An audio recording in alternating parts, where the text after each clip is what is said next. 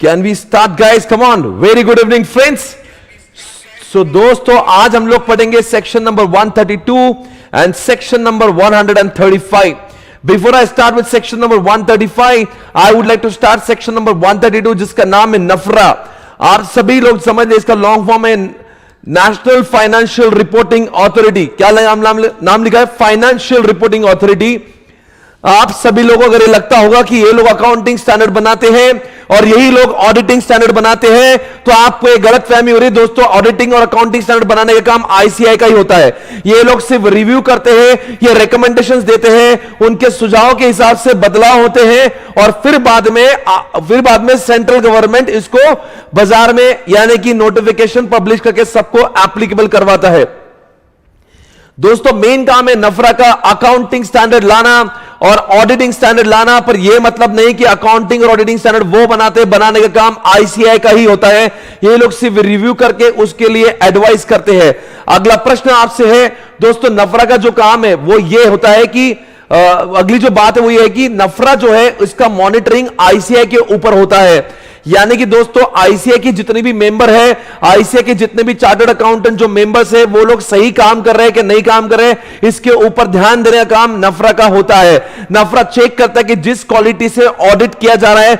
जो देखो बच्चों, आपने अगर मोदी जी का भाषण सुना होगा, मोदी जी ने एक बार जीएसटी का जब लॉन्चिंग हुआ था तब कहा था कि आजकल देश में बहुत सारे जो लोग टैक्स नॉन कंप्लायंट है वो चार्टर्ड अकाउंटेंट की वजह से. उस समय मोदी जी कह रहे थे तो सबको गलत लग रहा था, पर मोदी जी का इंटेंशन यह था दोस्तों कि अगर कोई ऑर्गेनाइजेशन खराब अगर बैलेंस शीट बना रही है, फॉल्स बैलेंस शीट बना रही है, तो चार्टर्ड अकाउंटेंट ने उसको साइन नहीं करना चाहिए और वो अपलोड नहीं करना चाहिए. दोस्तों, चार्टर्ड अकाउंटेंट को जब मालूम होता है कि वो बैलेंस शीट सब झूठी बनाई है, एक्चुअल में रिपोर्ट कुछ और होना चाहिए, एक्चुअल में प्रॉफिट कुछ और हुआ है, रिपोर्टिंग कुछ और की जा रही है, फिर भी ऑडिटर उसको साइन करता है और ऑडिटेड रिपोर्ट अपलोड होती है, तो मोदी जी का यही मानना था कि चार्टर्ड अकाउंटेंट ने ऐसा नहीं करना चाहिए. बिकॉज भारत सरकार बहुत विश्वास करता है चार्टर्ड अकाउंटेंट के ऊपर. जब सीए का सिग्नेचर लगता है तो भारत सरकार यह कहती है कि हम लोग उसके ऊपर बहुत ज्यादा डाउट नहीं करते, इसलिए ऑडिटेड बैलेंस शीट के ऊपर बहुत डाउट नहीं करते. इसलिए चार्टर्ड अकाउंटेंट की जिम्मेदारी होती है कि उन्होंने सोच समझकर ही किसी भी चीज के ऊपर साइन करना चाहिए, ऐसा वो कह रहे थे. इसलिए नफरा बार बार ये चेक करता है कि जितने भारत में चार्टर्ड अकाउंटेंट है जो सीओपी होल्ड कर रहे हैं, जो साइन करते हैं, जो क्वालिटी ऑफ ऑडिट कर रहे हैं, वो बराबर से सही है या नहीं है, वो भी नफरा चेक करता है. और साथ साथ में जो बच्चों बड़े बड़े कंपनीज, बहुत एक मैं आपको कैटेगरीज ऑफ कंपनी, जैसे एग्जांपल लिस्टेड कंपनी, तो लिस्टेड कंपनी को नफरा नहीं चेक करता. लिस्टेड कंपनी के जो ऑडिटर्स होते हैं वो किस ढंग से काम कर रहे हैं, ये नफरा चेक करता है. यानी कि जो बड़ी बड़ी कॉर्पोरेट हाउसेज होते हैं, उनके जो चार्टर्ड अकाउंटेंट है, उनका वो इन्वेस्टिगेशन करते हैं जानने के लिए कि कामकाज कैसे. जैसे बड़े बड़े बिग फोर होते हैं, जैसे दोस्तों बड़ी बड़ी कंपनीज के जो चार्टर्ड अकाउंटेंट होते हैं, जो जनरली बिग फोर जैसी ऑर्गेनाइजेशन होते हैं, तो बिग फोर का इन्वेस्टिगेशन करने का काम भी नफरा का होता है. नफरा हर किसी चार्टर्ड अकाउंटेंट का इन्वेस्टिगेशन नहीं करता, इतना टाइम नफरा के पास नहीं है. नफरा सिर्फ उन्हीं का ही इन्वेस्टिगेशन करता है जो बड़ी बड़ी कंपनीज के ऑडिटर्स होते हैं. इन सारी चीजों के बारे में हमें समझना है. दोस्तों, आपको मैं कुछ बातें नफरा की आने से पहले आपको कुछ प्रैक्टिकल दिखाना चाहूंगा. मैं आज आपकी मुलाकात जो है मैं जेटली जी से कराना चाहूंगा. हमारे जेटली जी, जिनको आप सभी जानते, जेटली जी के बारे में कौन नहीं जानता. मैं जेटली जी से आपको मिलाना चाहता हूं. ओहो, जेटली जी किधर गए? जेटली जी कहां गए? मैं आपको जेटली जी से मिलाना चाहता हूं भाई और बहनों. तो देखिए जेटली जी, नफरा, जेटली, ध्यान से सुनना होगा आपको. जेटली जी ने क्या कहा था जब नफरा आया, तो बहुत बड़ी प्रॉब्लम यह हुई कि नफरा का जो दर्जा जो है वो आईसीआई के ऊपर है. यानी कि आईसीआई के मेंबर ने कुछ गड़बड़ किया ना, तो पनिशमेंट केवल हमारी आईसीआई नहीं देता, उन लोगों को पनिशमेंट कौन देता है? नफरा भी देता है. इसलिए दोस्तों, अभी आईएलएफएस का जो केस हुआ था, आप सभी जानते हो, आईएलएफएस के केस में जो कांड हुआ था, उनकी फॉल्स बैलेंस शीट को जिन लोगों ने साइन किया था वो केपीएमजी के पार्टनर्स थे. इसलिए केपीएमजी के पार्टनर्स के खिलाफ भी नफरा ने एक्शन लिया है. आपको मैं दिखाना चाहूंगा, आइए जरा देखते हैं क्या लिखा है यहां पे. स्क्रीन पर देखिए, स्क्रीन पे क्या लिखा है. NFRA claims Deloitte was ineligible to audit ILFS in financial services. जरा आगे देखिए, बहुत सारी चीजें मैं आपको दिखाना चाहता हूं.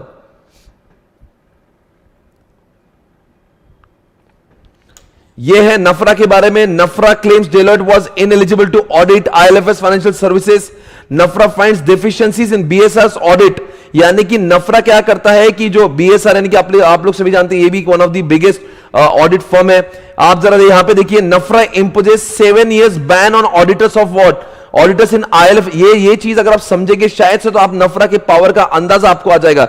जरा ये ध्यान से देखो, यही तो एक बड़ी बात हुई थी कि जब से नफरा आया आईसीआई काफी नाराज थी, आईसीआई के मेंबर्स काफी नाराज थे. वो बोल रहे अब हमारे बच्चों के ऊपर हमारा अधिकार कम हो गया, नफरा का अधिकार ज्यादा हुआ. यानी कि आज के बाद में कोई चार्टर्ड अकाउंटेंट जो सीओपी होल्ड करता है, अगर वो गलत बैलेंस शीट को अगर साइन करता है या कुछ झूठी चीजों को कहता है कि सच है और भारत सरकार को ऑडिटेड रिपोर्ट सबमिट करता है, उस केस में जो चार्टर्ड अकाउंटेंट है उसके खिलाफ जो कार्रवाई करने का जो अधिकार है वो ना कि सिर्फ आईसीआई को, वो नफरा को भी हो चुका है. ओके, आगे जरा देखिए आपके सामने क्या लिखा है यहां पे. ये स्क्रीन पे आपके सामने क्या लिखा है. Nafra on Wednesday imposed a 7 years ban and penalty of rupees 25 lakhs on what? Udayan Sen in connection with the alleged irregularities in audit of ILFS Financial Services. आप सभी जानते हो ILFS के अंदर लोगों का पैसा बहुत आसानी से बच जाता, उनके जो इन्वेस्टर्स है, उनके जो डिपॉजिटर्स है, उनका पैसा बच सकता था. पर ऑडिटर ने कभी ये बात बताई नहीं कि आईएलएफएस में फ्रॉड हो रहा है, आईएलएफएस बहुत सारा झोल कर रहा है. अगर काश आईएलएफएस के ऑडिटर इन सारी चीजों को पहले से ही जनता के सामने रख देते, अगर ये जानकारी पहले से ही पूर्व सूचना इसकी गवर्नमेंट को हो जाती, they must have taken some action. But because auditor did not report it on time, that's why NFRA has taken all the actions against the auditor of ILFS. और जो ऑडिटर कौन थे यहां पे, वो डेलॉयट थे. However, the latest ruling would not be ये जो लिखा है आगे, Sen was an engagement partner of Deloitte के पार्टनर थे, which conducted the statutory auditor of what ये लिखा है उन्होंने फाइनेंशियल ईयर 17-18 का उन्होंने ऑडिट किया था. Is a part diversified ILFS group where the financial crisis came light in late. उनका फाइनेंशियल क्राइसिस आया. पर दोस्तों सबसे पहले किसी ऑर्गेनाइजेशन में फाइनेंशियल क्राइसिस आता है तो उसकी जानकारी ऑडिटर को होती है. तो इट इज द जिम्मेदारी of auditor to inform to everyone that कि इस कंपनी में कुछ तो गड़बड़ होने वाली है, ताकि लोग अपने अपने पैसों को बचा सके. पर ऑडिटर ने ऐसा नहीं किया था, नफरा ने एक्शन लिया था. साइटिंग द कोर्ट ऑर्डर, ये सब आया हुआ है. The court is expected to hear in February. Sen had moved the court challenged the jurisdiction of Nafra to look into the matter. In an 88-page order, the watchdog noted that professional misconduct becomes very serious when the chartered accountant has gone along with the company's management in agreeing to the misstatement and omission so as to commit a fraud on the users of the. समझा क्या लिखा है, मतलब fraud होने के बावजूद भी और मिसस्टेटमेंट होने के बावजूद भी उसने इन्फॉर्म नहीं किया था. उसको पेनल्टी लगी है 25 लाख की चार्टर्ड अकाउंटेंट को. And besides he has been debarred for a period of 7 years. 7 सालों तक वो प्रैक्टिस नहीं कर पाएगा from being appointed as an auditor और इंटरनल ऑडिटर और undertaking any audit in respect of financial statement. और वही आप समझने की कोशिश करिए the power. Can you please see ILFS का क्या सीन है? अगर आपको आईएलएफएस की पूरी विस्तार में स्टोरी जानना है तो प्लीज जरूर यूट्यूब पे जाके आईएलएफएस का कांड लिख दीजिए. आईएलएफएस स्कैम लिख सकते हैं आप, उसकी पूरी जानकारी आपको वहां से मिलेगी. अगर मैं यहां पे बताऊंगा तो बहुत सारा वक्त जाएगा. प्लीज मेरा रिक्वेस्ट है आप खुद अकेले में पढ़ लेना. अगला सवाल आपसे ये रहा, ये आपको मैंने ऑलरेडी बता दिया था. नफरा के पावर को, auditors no longer just watchdog, NFRA chief. ये देखो नफरा क्या लिख रहा है, यानी कि ऑडिटर्स को बजाने वाली चीज है ये. Has urged the audit fraternity to refrain from taking shelter under the much venerated description of the auditor being only a watchdog and not a what bloodhound. इसका मतलब है ऑडिटर सिर्फ निगरानी करने वाला कुत्ता नहीं, यानी कि जो भी अभी अच्छी भाषा में बोलेंगे वॉचडॉग नहीं है, यानी कि सिर्फ मॉनिटरिंग नहीं करेगा. अगर वो मॉनिटरिंग में अगर उसको लगता है कि कुछ गड़बड़ हो रही है तो it is the duty of auditor to inform to the government and the share holder so that everybody will get to know about the fraud. अगर ऑडिटर एक ऐसा व्यक्ति होता है जिसको फ्रॉड के बारे में सबसे पहले अंदाजा लगता है, अगर वो नहीं करता है तो अब नफरा ने कह दिया अब आपको हम आपकी आप सुनेंगे नहीं और अब आपको पनिशमेंट दे सकते हैं अगर आपने आपकी ड्यूटी को सही नहीं निभाया तो. ओके आगे बढ़ेंगे. ये क्या लिखा है, बहुत सारी चीजें भाई. KPMG arm BSR and the associate LLP was eligibly appointed the statutory auditor of IL&FS financial services. ये सब लिखा हुआ है यहां पे. अब देखो दोस्तों, नफरा अभी ये सारी चीजों को देखते हो शायद से आपको अंदाजा आ गया होगा कि नफरा एग्जैक्टली क्या चीज है। अगर मैं विकीपीडिया से भी पूछता हूं एनएफआरए विकी के बारे में पूछता हूं तो देखते हैं विकीपीडिया का क्या बोलना है, नफरा है क्या। तो देखते हैं विकीपीडिया के हिसाब से नफरा क्या चीज है। नफरा इज एन इंडिपेंडेंट, क्या बोला, independent regulator to oversee the auditing professions and the accounting standards in India under Companies Act 2013. It came into the existence in October 2018 में नफरा को इस्टेब्लिश किया गया। The center has appointed former AIS, ये सब आप सभी जानते हो। 2013 में एक्ट आया था, कल हमने 133 सेक्शन में आपको कहा था कि जब तक नफरा नहीं आएगा तब तक के सारे कामकाज, जब तक के सारे जो अकाउंटिंग स्टैंडर्ड है वो जो नैक ने जो लाए थे वही होंगे। इसका मतलब ये था कि एक्ट आया 2013 में, 5 साल के बाद में नफरा को लाया, यानी कि 5 साल तक जो अकाउंटिंग स्टैंडर्ड नैक कह रहा था उसी को ही सब लोग फॉलो कर रहे थे। ये हिस्ट्री है उसकी, आपको सभी को हिस्ट्री पता होना चाहिए। सत्यम स्कैंडल के बाद में the standing committee of the finance propose the concept of NFRA, क्योंकि आप सभी जानते हो अगर सत्यम के ऑडिटर को ये पहले से पता था कि सत्यम झोल कर रही है, why Satyam's auditor did not inform, why he did not inform to the share holder, कैसे वो ये सब कुछ करने में कामयाब हुई। ऑडिटर की जिम्मेदारी थी कि उन्होंने लोगों तक बताना चाहिए था, काश कुछ लोग अपने पैसे बचा सकते थे पर वो नहीं हुआ। उसके बाद में then give the regulatory framework, और क्या लिखा, for its composition and the constitution, the union cabinet approved the proposal of its establishment on the 1st March 2018. The establishment of NAFRA as an independent, यानी कि कोई भारत सरकार का कोई भी जोर दबाव उसके ऊपर नहीं है, वो जो भी काम करेंगे अपने बलबूते पे करेंगे, वो किसके बाप को डरते नहीं है। For the auditing professions will improve the transparency, यानी कि अगर क्लाइंट का, अगर मान लीजिए आपको लगता है क्लाइंट ने झोल किया है, अगर वो झूठा प्रॉफिट दिखा रहा है, झूठी बैलेंस शीट दिखा रहा है, जिसकी वजह से वो, देखो बच्चों, अक्सर सत्यम के केस में क्या होता है, उसने अपने प्रॉफिट को बहुत इन्फ्लेट किया था, अपनी बैलेंस शीट बहुत स्ट्रॉन्ग बताया था, वो बताता था कि मेरा बहुत प्रॉफिट हो रहा, मेरा बहुत प्रॉफिट हो रहा, मेरा बहुत, एक्चुअल में इतना प्रॉफिट होता नहीं था। अब वो आप पूछेंगे सर वो प्रॉफिट इतना क्यों दिखा रहा था, ज्यादा प्रॉफिट दिखाएंगे साथ तो ये होगा कि लोगों का भरोसा कंपनी के ऊपर आएगा। वो झूठे डिविडेंड डिक्लेयर कर रहा था जबकि एक्चुअल में इतना प्रॉफिट नहीं था, लोगों का भरोसा जीत रहा था, और लोगों ने फिर क्या किया, उसका बहुत शेयर्स को डिमांड किया, रेट बढ़ते गए, और जो उसने रामालिंग राजू ने जो अपने खुद के शेयर्स थे वो महंगे भाव में बेच दिया और जाके पुलिस को सरेंडर कर दिया कि मैंने फ्रॉड किया था। पर दोस्तों ऐसे केस में जब उसने पुलिस को जाके बोला कि मैंने ऐसा गंदा काम किया था और ये सब कुछ काम किया था, उसके बाद में जो शेयर्स जो थे जिसके 700-800 रुपए जो रेट थे वो बस कुछ 15 से 20 रुपए हो गए थे। दोस्तों इतना सब हो गया because then people got to know कि जो शेयर्स के रेट बढ़े थे उस कंपनी के, वो झूठी बैलेंस शीट के बुनियाद पर बढ़े थे, यानी कि कंपनी में एक्चुअल में कुछ इतना प्रॉफिटेबिलिटी नहीं, कुछ इतना दम नहीं, जबरदस्ती ही कंपनी के इतने भाव बढ़ाए गए थे। आगे बढ़ेंगे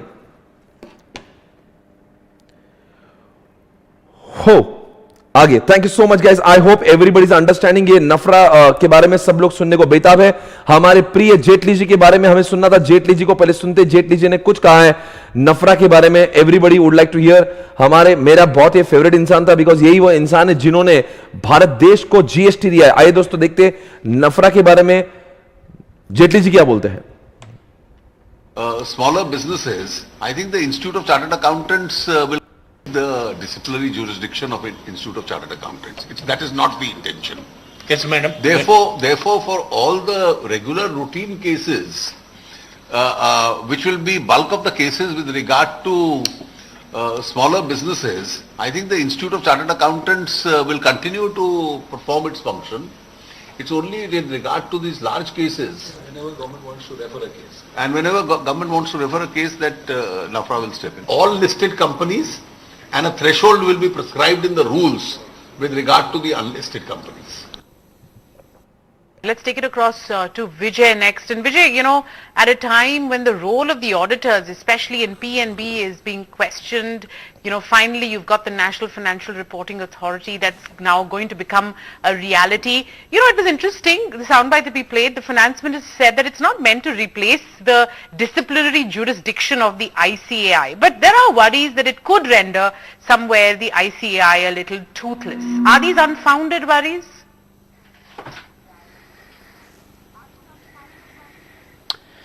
Tanya, that's a very interesting question, but firstly, if we look at the timing, clearly the section 132 of Companies Act, which Finance Minister was referring, has already been passed in the Companies Act when the bill was passed by the Parliament. It was only a notification pertaining to this appointment of National Financial Reporting Authority which was not notified. So clearly the question was, as you're rightly pointing out, linking it to ICAI. We all know ICAI is a representative body of the auditors in the country, and it's pretty much a very strong body having lobbies from auditing community as a whole, and that is where the questions were raised. Why?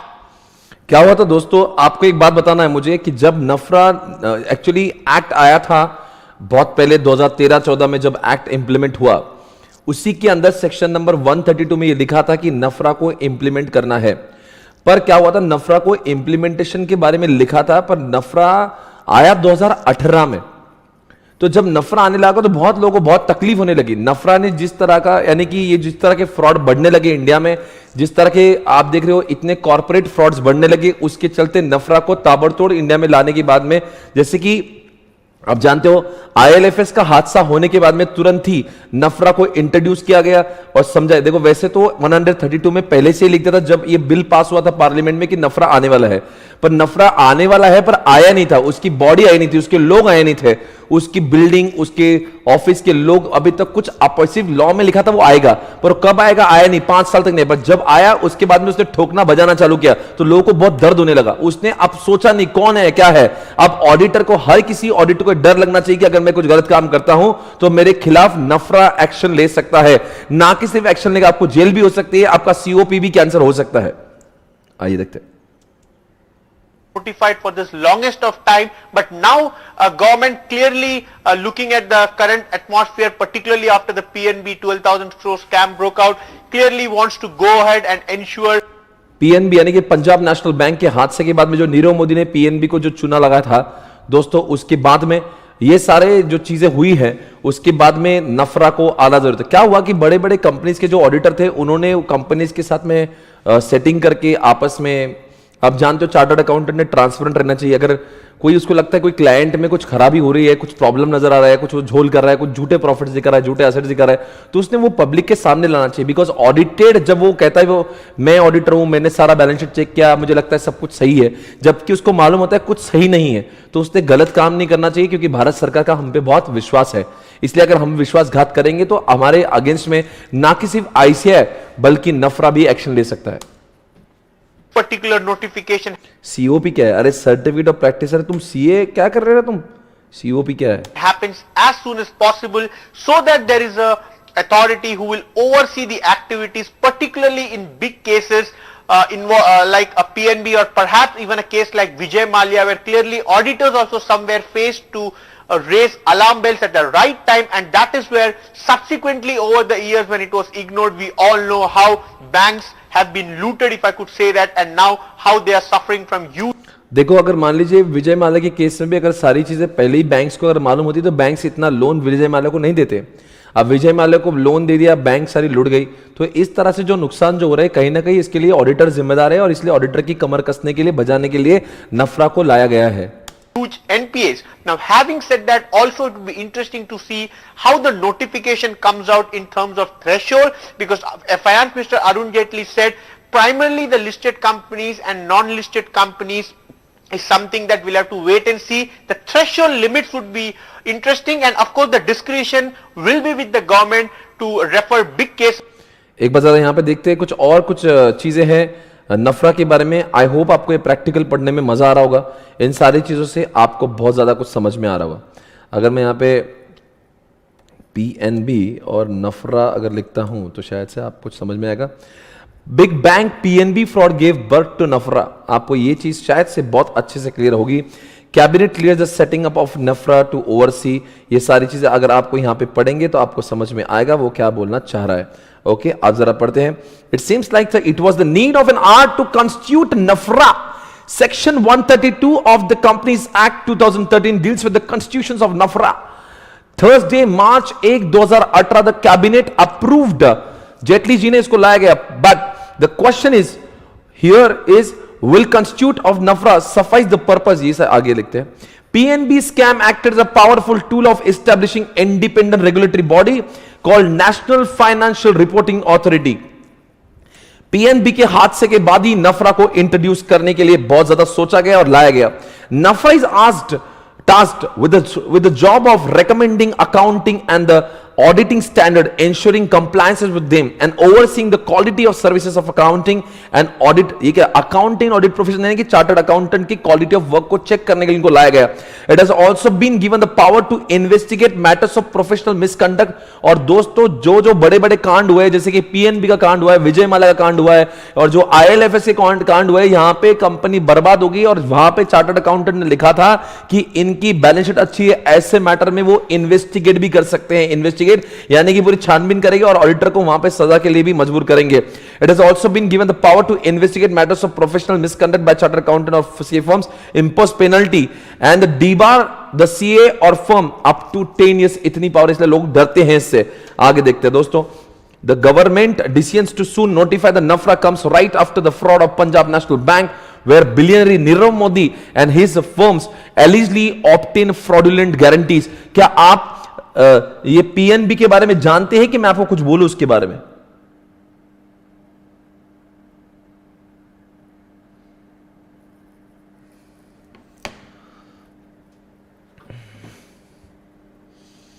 मेरा प्रश्न है कि आप ये नीरव मोदी के बारे में जानते हैं क्या? जानते हैं, बोलो प्लीज, जानते हैं, बोलो, बताइए. चलो, आप काफी जानते हैं ऐसा मानते हुए मैं क्या करता हूं, एक थोड़ा सा 1-2 लाइन में समझाता हूं. नीरव मोदी क्या करते थे? नीरव मोदी ने बहुत सारा डायमंड परचेस किया था इंडिया के बाहर से, पर नीरव मोदी के ऊपर लोगों को साउथ अफ्रीका से डायमंड परचेस किया, उनको नीरव मोदी पर विश्वास नहीं था. नीरव मोदी कहते थे, हे पंजाब नेशनल बैंक, एक काम करो, प्लीज उनको बोलो कि अगर मैंने पैसे नहीं दिए, यानी कि नीरव मोदी ने नहीं दिए, तो पंजाब नेशनल बैंक देंगे. उसको हम लोग एलसी कहते, लेटर ऑफ क्रेडिट कहते थे. तो पंजाब नेशनल बैंक ने हजारों करोड़ की एलसी दी थी और दोस्तों जो नहीं होना चाहिए था वही हुआ. नीरव मोदी ने पैसे नहीं दिए और जिसकी वजह से दोस्तों पंजाब नेशनल बैंक को अब पैसे देना पड़े उन सारे फॉरेनर्स को जिनसे इन्होंने डायमंड परचेस किए थे. दोस्तों इतना बड़ा कांड हुआ. फिर आप कहेंगे सर बैंक सो रही थी क्या? बैंक के मैनेजर सो रहे थे क्या? बैंक के मैनेजर गलत काम कर रहे थे तो ऑडिटर सो रहा था क्या? जी हां, ऑडिटर सो रहा था, यही दर्द हुआ और जिसके लिए नफरा को लाया गया. आई होप आगे समझेंगे, आप आगे बढ़ेंगे. दोस्तों काफी जानकारी मैंने आपको नफरा के बारे में दी. अब ये नफरा को पढ़ना केवल एक काम रह चुका है. दोस्तों अब मैं कुछ भी पढ़ाऊंगा नफरा से, आपको एक भी डाउट नहीं आएगा. आने वाले 4 पेज में चिपक के बैक टू बैक 15 मिनट में खत्म करूंगा. आपको सब कुछ समझ में आएगा. अब मुझे लगता नहीं इसमें से कोई भी प्रॉब्लम आपको आएगी. Okay, everybody got it? Everybody.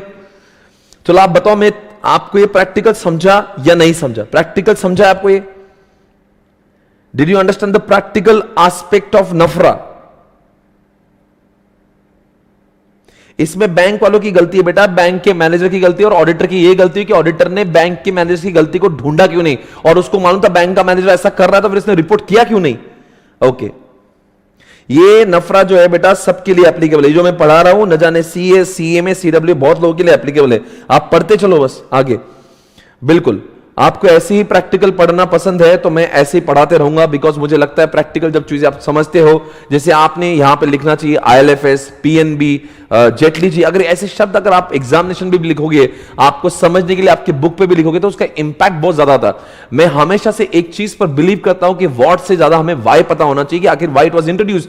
When you got to know about PNB then you understood, अच्छा ऐसा हुआ था इसलिए नफरा को लाया गया. अब तुम्हें समझ में आता. अब जो भी हम लोग पढ़ेंगे इस सेक्शन में ऐसा लगेगा हाँ यार जरूरी है, ये जो लिखा है वो सही है. अगर मैं डायरेक्टली अगर मैं पढ़ते जाऊंगा तो आपको उतना मजा नहीं आएगा पढ़ने के लिए. ओके, चलो आगे बढ़ते हैं. बहुत ज्यादा बड़ा सेक्शन है पर अब पढ़ने में ज्यादा वक्त नहीं लगेगा. The central government may by notification constitute NFRA to provide, क्या बोलता मे बाय नोटिफिकेशन, मतलब सेंट्रल गवर्नमेंट जरूरत पड़ी तो उसको कॉन्स्टिट्यूट कर सकते हैं. ऐसा 132 में कहा था 2013 में और वो घड़ी 2018 में आई. यानी कि 2013 में कहा था कि सेंट्रल गवर्नमेंट इसको ला सकती है. अब लाई कब लाई? 2018 में लाई जब उनको लगा जरूरत है. यानी कि 2013 में उन्होंने प्रेडिक्ट करके रखा था ऐसा समय आया तो हम लोग लाएंगे, तो ला लिया उन्होंने. To provide for the matters relating to the accounting and auditing standard under this act, the NFRA shall perform its function through such divisions as may be prescribed, notwithstanding anything contained in either law for the time being enforced the nafra shall. अब आगे की बातें बहुत important है कि नफरा करता क्या. ये 4 चीजें आपके दिमाग में होना चाहिए. सबसे पहले काम accounting standard, auditing standard underline कर दो और अंडरलाइन करो रिकमेंडेशन. आप आगे कुछ मत समझो. यानी कि ऑडिटिंग अकाउंटिंग स्टैंडर्ड जरूर कौन लाएगा? ICAI लाएगा, पर कौन ज्ञान देगा, कौन रिव्यू करेगा, कौन रिकमेंडेशन देगा? नफरा. और जैसा नफरा बोलेगा वैसा सब लोग फॉलो करेंगे। दूसरी बात, monitor and enforce the compliances of accounting standard auditing standards in such. Monitoring and enforce, क्या लिखा है ये? कंप्लायंसेस, यानी कि जैसे अकाउंटिंग स्टैंडर्ड बनाए हैं और जैसे ऑडिटिंग स्टैंडर्ड बना है कि भारत के सब लोग जब अकाउंटिंग करते हैं तो क्या वो अकाउंटिंग स्टैंडर्ड को फॉलो कर रहे हैं, और जिस ढंग से ऑडिट करना चाहिए क्या ऑडिटर ने ऑडिटिंग स्टैंडर्ड को फॉलो किया है? वो मॉनिटरिंग करते, देखते सब लोग सही वैसा ही काम कर रहे हैं क्या नहीं कर रहे। They keep on checking, they keep on tracking. Okay, number 3, oversee the quality of services of the professionals associated with. Professionals कौन कौन कौन? चार्टर्ड अकाउंटेंट, डायरेक्ट बोल दो ना भाई। Oversee the quality of service, समझा? चार्टर्ड अकाउंटेंट की quality check करते हैं कि जैसे वो देखो चार्टर्ड, अब जब जैसे आप लोग सी इंटर पास हो जाओगे तो क्या होगा, आप लोग आर्टिकलशिप करोगे तो क्या होगा, आपको क्लाइंट प्लेस पे भेजना पड़ेगा। आप क्लाइंट प्लेस के वाउचर्स को टिक टिक टिक टिक करोगे, उनके हर एक बुक्स ऑफ अकाउंट को चेक करोगे और आप बताओगे अपने बॉस को कि इनका जो भी डेटा है, जो फाइनेंशियल स्टेटमेंट बनाया है, जो इनका P&L दिख रहा है, वो सब कुछ उससे वाउचर से मैच हो रहा है कि नहीं हो रहा। आप ये जो आप काम करने का तरीका, ये जो आपका प्रोसेस है, कहीं ऐसा तो नहीं आर्टिकल्स ने बहुत सारी क्वेरीज और बहुत सारे फ्रॉड ढूंढ कर लाए और फिर भी आपके बॉस ने कह दिया कोई प्रॉब्लम नहीं, everything is what true and fair. तो इसका मतलब ये दोस्तों ये सही क्वालिटी ऑफ प्रैक्टिस नहीं है। तो इसलिए ये नफरा बार बार चेक करेगा कि कौन से ऐसे चार्टर्ड अकाउंटेंट है जो सही क्वालिटी ऑफ प्रैक्टिस फॉलो नहीं कर रहे हैं। तो बताओ बच्चों क्या क्या काम है? अकाउंटिंग स्टैंडर्ड, ऑडिटिंग स्टैंडर्ड में रिकमेंडेशन देना। दूसरी बात, देश में अकाउंटिंग और ऑडिटिंग स्टैंडर्ड जो लाए वो फॉलो हो रहे कि नहीं चेक करना।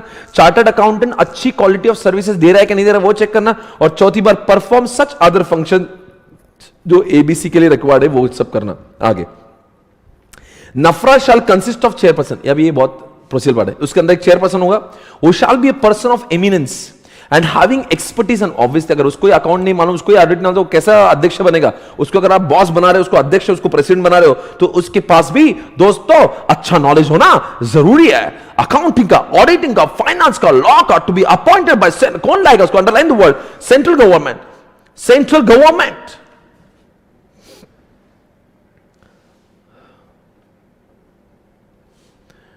okay, and such other member not exceeding 15 consist of part and full time, यानी कि एक चेयरपर्सन होगा और बाकी 15 लोग होंगे। हो सकता है वो फुल टाइम होगा या वो पार्ट टाइम, पर मैक्सिमम 15 ही हो सकते। आगे बढ़ेंगे, each division of NFRA shall be presided over the chairperson or full time member. क्या लिखा है इसने? Each division of the NFRA shall be presided over by the chairperson or full time member authorised by the chairperson. समझा क्या बच्चों? अगर मान लीजिए इनके कल्चर के कोई डिवीजन आती भी है तो हर डिवीजन में एक चेयरपर्सन होना चाहिए और एक फुल टाइम मेंबर तो होना ही चाहिए।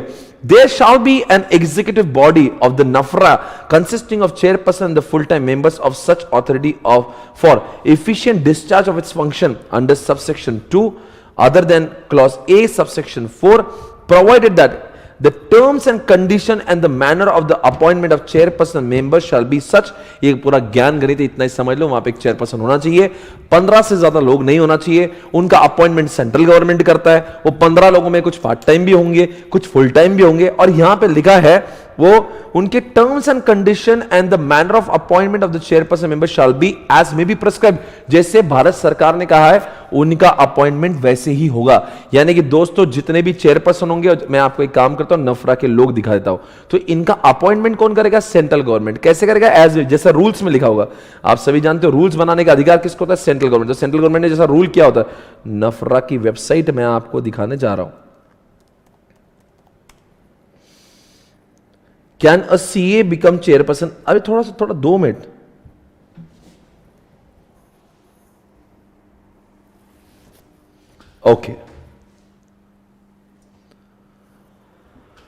ओके दोस्तों, मैं आपके सामने बताने जा रहा हूं नफरा की website. Come on guys, check it out everyone, come on.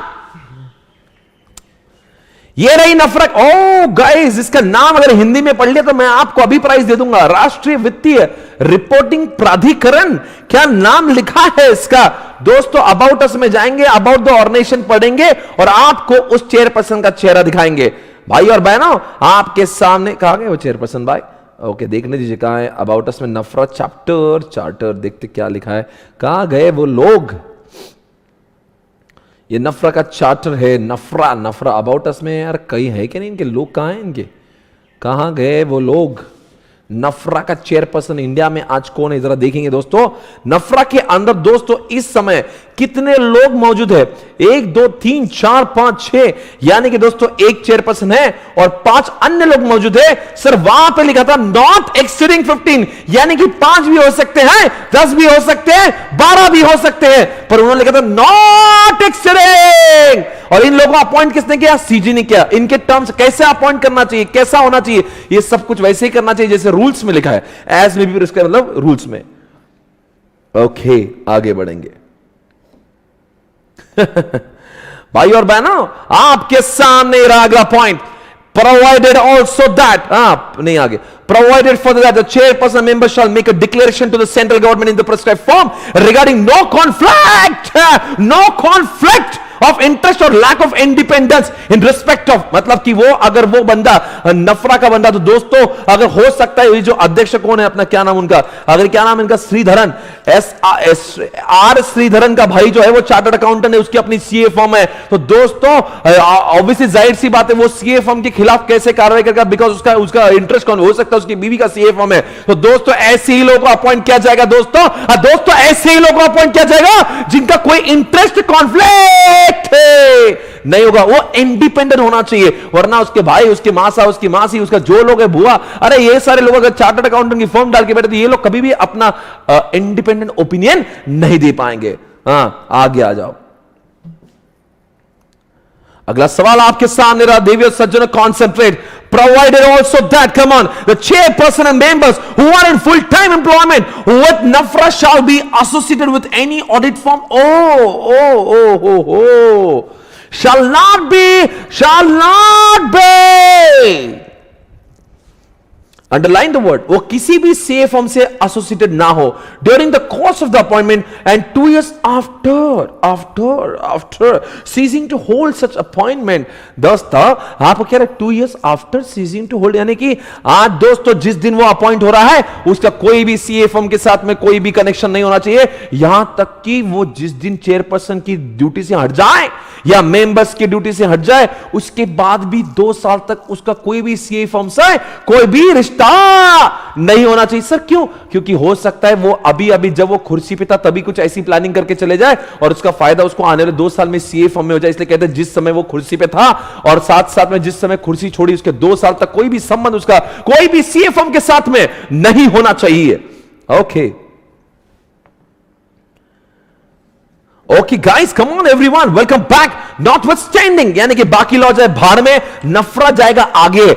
Notwithstanding मतलब बाकी सब तेल लगाने के, बाकी सब गए भाड़ में। The NFRA shall have the power to क्या लिखा है यहां पे, power to investigate is suo motu, यानी कि खुद से कर सकता है या किसी के रेफरेंस से कर सकता है, made to it by the central government, यानी कि खुद से ही केपीएमजी की बजा सकता है, खुद से ही डेलॉयट की बजा सकता है, या सेंट्रल गवर्नमेंट के बाद सेंट्रल गवर्नमेंट बोलेगा अभी नीरव मोदी के केस में मुझे लगता है इस बिग 4 ने फ्रॉड किया, बजा उसकी, तो हो सकता है खुद से बजाए या हो सकता है वो डेलॉयट की किसी और के बोलने पर बजाए। For such class of bodies of corporate or person in such manner as may be prescribed into the matters of professional or other misconduct, मतलब जो तरीके से उसको बजाना वो तरीके से उनकी बजा सकता है बाय एनी मेंबर और फर्म ऑफ चार्टर्ड अकाउंटेंट। समझा क्या? मतलब ऐसे कुछ क्लास ऑफ चार्टर्ड अकाउंटेंट की। देखो बच्चों, अगर आपके दिमाग में ये आ रहा है कि वो हर कोई चार्टर्ड अकाउंटेंट के मैटर को इन्वेस्टिगेट करेगा, इतना टाइम नहीं, बहुत बड़े लोग हैं वो सब चार्टर्ड अकाउंटेंट की ओवरऑल क्वालिटी चेक करता है, वो अलग बात है, पर जो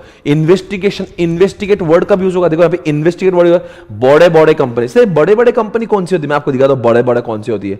बड़े दोस्तों, बड़े मालूम क्या है, ये 4 लोग है, जैसे यहाँ पे जो ABCD जो लिखा है ना, ABCDEF, ये जो लोग है, जैसे कि लिस्टेड कंपनी का ऑडिटर, अनलिस्टेड कंपनी जिसमें इतना फलाना होगा, या फिर मान लो insurance company, banking company, electricity, इन सब की ऑडिटर को वो इन्वेस्टिगेट करता है। सर नॉर्मल चार्टर्ड अकाउंटेंट की फर्म के वो सिर्फ क्वालिटी चेक करता है कि सही क्वालिटी, वो इन्वेस्टिगेशन, यानी इन बड़े कंपनीज के जो ऑडिटर है अगर उन्होंने कुछ फ्रॉड कर दिया होगी, उन्होंने झूठी बैलेंस शीट पे साइन किए होंगे, तो वो इन्वेस्टिगेशन कर सकता है, अंडरस्टैंड करेगा। आगे भाई और बहनों, आपके सामने आपको समझ होगा कि आखिर क्यों आईसीआई परेशान था नफरा आने के बाद में। बिकॉज वो सबकी बजा रहा है, provided that no other institute or body shall initiate or continue any proceeding in the such matter of misconduct. एक बार अगर मान लीजिए डेलॉयट के खिलाफ दोस्तों अगर मैं बात करूंगा आपके साथ में, ये जो 7 साल के लिए जो भी अभी हमने पढ़ा, क्या पढ़ा था रे? अरे अभी पढ़ा ना हमने, ये पढ़ा था, ये पढ़ा था, ये पढ़ा था, क्या पढ़ा था? NFRA bans former Deloitte India partner. दोस्तों डेलॉयट का अगर काम जो इन्वेस्टिगेशन है अगर नफरा ने चालू किया है तो दोस्तों उसके बाद में कोई भी और बॉडी यानी कि कोई सीबीआई, कोई सेबी या कोई सीआईडी यहां पे जाके इन्वेस्टिगेशन नहीं कर सकता जब तक नफरा का इन्वेस्टिगेशन खत्म ना हो। आगे लिखा है have the same power as a civil court, यानी कि दोस्तों यहां पे नफरा का दर्जा एक सिविल कोर्ट के जैसा है। यानी कि दोस्तों सिविल कोर्ट का अक्सर पावर क्या होता है? समन्स लगाना, चलो बुलावा आया है, नफरा ने बुलाया है, जय माता दी। दोस्तों आप सभी समझे, आपको अंडरलाइन करना है समन्स पे। दोस्तों इस समन्स, दोस्तों ये सुमन नहीं है, ये समन है। आपको अंडरलाइन करना समन्स यानी कि वो किसी को भी बुला सकते हैं, कोई भी चार्टर्ड अकाउंटेंट को बुला सकते हैं। बोलो बच्चों जय माता दी। अरे जय माता दी बोलते क्या? जय माता दी। दोस्तों आगे बढ़ेंगे भाई और बहनों, आप सभी से पूछेंगे नफरा का पावर क्या, किसको भी समन्स लगा सकते। दूसरी बात समन्स में अगर उसको खुशी नहीं मिली, इधर आ, बुक्स ऑफ अकाउंट्स लेके आ, देखने दे तूने क्या काम किया। तो कभी भी कोई जांच, कोई भी चीज को जांच पड़ताछ करने के लिए वो किसी भी सीए को बुला सकते हैं। उनके बुक्स अंडरलाइन करो, बुक्स ऑफ अकाउंट्स को, उनके डॉक्यूमेंट्स को प्रोडक्शन करने बोल सकते हैं। अगर उस पर उनको भरोसा नहीं आया तो दोस्तों एफिडेविट करने का बोल सकते हैं। उस पर भी अगर उनको लग रहा नहीं हो रहा तो वो इंस्पेक्शन करके हो सकता है वो विटनेस को भी बुला ले। तो दोस्तों ये देखो सिविल कोर्ट की पावर है, कौन से समन्स लगाना, बुक्स को बुलाना, या बुक्स पे विश्वास नहीं तो उसकी एफिडेविट करवाना, अगर एफिडेविट पे विश्वास नहीं हो तो उसको विटनेस को बुलाना, और साथ साथ में ये सारे बुक्स ऑफ अकाउंट्स को इंस्पेक्शन करना और ये सब विटनेस के बारे में। तो ये सारे जो जनरल पावर किसको दिए होते हैं? This powers are generally given to what civil court, पर all such powers are given to NFRA, यानी कि नफरा का दर्जा दोस्तों सिविल कोर्ट जैसा हो चुका है, यानी कि उसको कोर्ट माना जा रहा है, इतना बड़ा दर्जा उसको दिया है। जय माता दी। ओके दोस्तों आज थोड़ा सा माहौल ऐसा बना है, आज हम इस क्लास को थोड़ा सा भक्ति में बनाएंगे। बस एक 2 मिनट का समय दीजिए। आज हम लोग श्री राम को याद करेंगे, बोलेंगे दोस्तों जय श्री राम, जय श्री राम, जय श्री राम। दोस्तों आगे बढ़ेंगे। आपसे मेरा सवाल है, सिविल कोर्ट के पावर इनके पास में है, where the professional or other misconduct is proved, NFRA shall have the power to take order for the imposing. अभी आपने देखा, अभी आपने डेलॉयट के बंदे को इन्होंने 7 साल के लिए बैन लगा दिया, 25 लाख का फाइन दे दिया। दोस्तों इतनी पावर नफरा के पास में है। ये नफरा को पावर है कितनी? इंपोजिंग पे, यानी कि कोई भी चार्टर्ड अकाउंटेंट अगर मिसकंडक्ट में पाया गया, नॉट लेस देन 1 लाख से, और एक्सटेंडेड कितना लिखा, 5 टाइम्स द फीस रिसीव, यानी कि जितनी उसको फीस, यानी फीस उसको मिली थी 10 लाख, 10 लाख का 5 से मल्टीप्लाई करो, 50 लाख, कम से कम 1 लाख, मैक्सिमम 50 लाख तक के फाइन दे सकता है। सर फीस किसको देता है? यानी कि दोस्तों अगर मान लीजिए कोई चार्टर्ड अकाउंटेंट ने, यानी कि मान लो डेलॉयट कंपनी ने आईएलएफएस को ऑडिट करते समय 10 लाख का फाइन, 10 लाख का फीस लिया था, 10 लाख का 5 से मल्टीप्लाई करो, कितना होगा? 50 लाख, कम से कम कितना? 1 लाख, मैक्सिमम कितना? 50 लाख, इतना फाइन ले सकते हैं। Not less than 5 lakhs and but extended to 10 times of the fees received in case of firms. Sir ये क्या है? ये इंडिविजुअल को अंडरलाइन करो, यहां पे फर्म्स करो। इंडिविजुअल यानी कि अगर मैंने अपना सीओपी, मैंने अपना खुद का प्रैक्टिस चालू किया था, और तो हमारी फाइन मैक्सिमम कितनी होगी? 5 times of the revenue receipts, यानी कि जितना हमने फीस उस क्लाइंट से लिया उसका 5 गुना। अब दोस्तों अगर फर्म की मैं बात करता हूं तो कम से कम फाइन होगी, अगर मैंने और अंकिता मैम ने मिला के सीए की फर्म चालू की तो हमारी फाइन कम से कम 5 लाख की होंगी, और मैक्सिमम जितना भी हमें क्या लिखा है? 10 times of the fees receive, क्या लिखा है? Which may extend to the 10 times of the fees receive. जितनी फीस हमने कमाई है उसके 10 गुना उतनी फीस, उतनी उनके ऊपर पेनल्टी लगाई जा सकती है। आगे बढ़ेंगे, यानी कि इंडिविजुअल के केस में आपको बोलना है 5 times of the fees received, और इसके केस में आपको बोलना है 10 times of the fees received. Debarring, ना किसी फाइन लगाएंगे। दोस्तों अभी आपने जो केस देखा था उसके ऊपर 25 लाख का फाइन तो लगाया था, साथ साथ में बोलो उसके ऊपर 7 साल का बैन भी लगाया था। यहां पे वही लिखा है, डीबार को अंडरलाइन करो, debar being appointed as an auditor or the internal auditor or undertaking any audit in the respect of financial statement, ये सब करने के जुर्म में क्या होगा? being appointed or of performing any valuation, अगर मान ली वो वैल्यूएशन कर रहा है या किसी कंपनी का ऑडिटर है या किसी कंपनी का इंटरनल ऑडिटर है या किसी कंपनी का, ये सर ये वैल्यूएशन क्या रहता है? वैल्यूएशन ये 247 में आएगा। आपको वैल्यूएशन के बारे में अब ज्यादा बोलूंगा तो बहुत टाइम जाएगा, वैसे इतना ही बोलूंगा दोस्तों। कभी कभी क्या होता है, क्लाइंट बोलता है मेरी इस एसेट की वैल्यू 100 करोड़ की, बैलेंस शीट पे 100 करोड़ लिखता है, तो गवर्नमेंट बोलता है नहीं नहीं इसकी एसेट की वैल्यू 100 करोड़ नहीं, इसकी वैल्यू तो मुझे लगता है कि 400 करोड़ की होगी। तो दोस्तों उस केस में वैल्यूअर को लाया जाता है, और वैल्यूअर क्या करता है, आके उस फिक्स्ड एसेट की वैल्यूएशन करता है। तो अक्सर बहुत बार ये होता है कि चार्टर्ड अकाउंटेंट ही वैल्यूअर बन जाता है।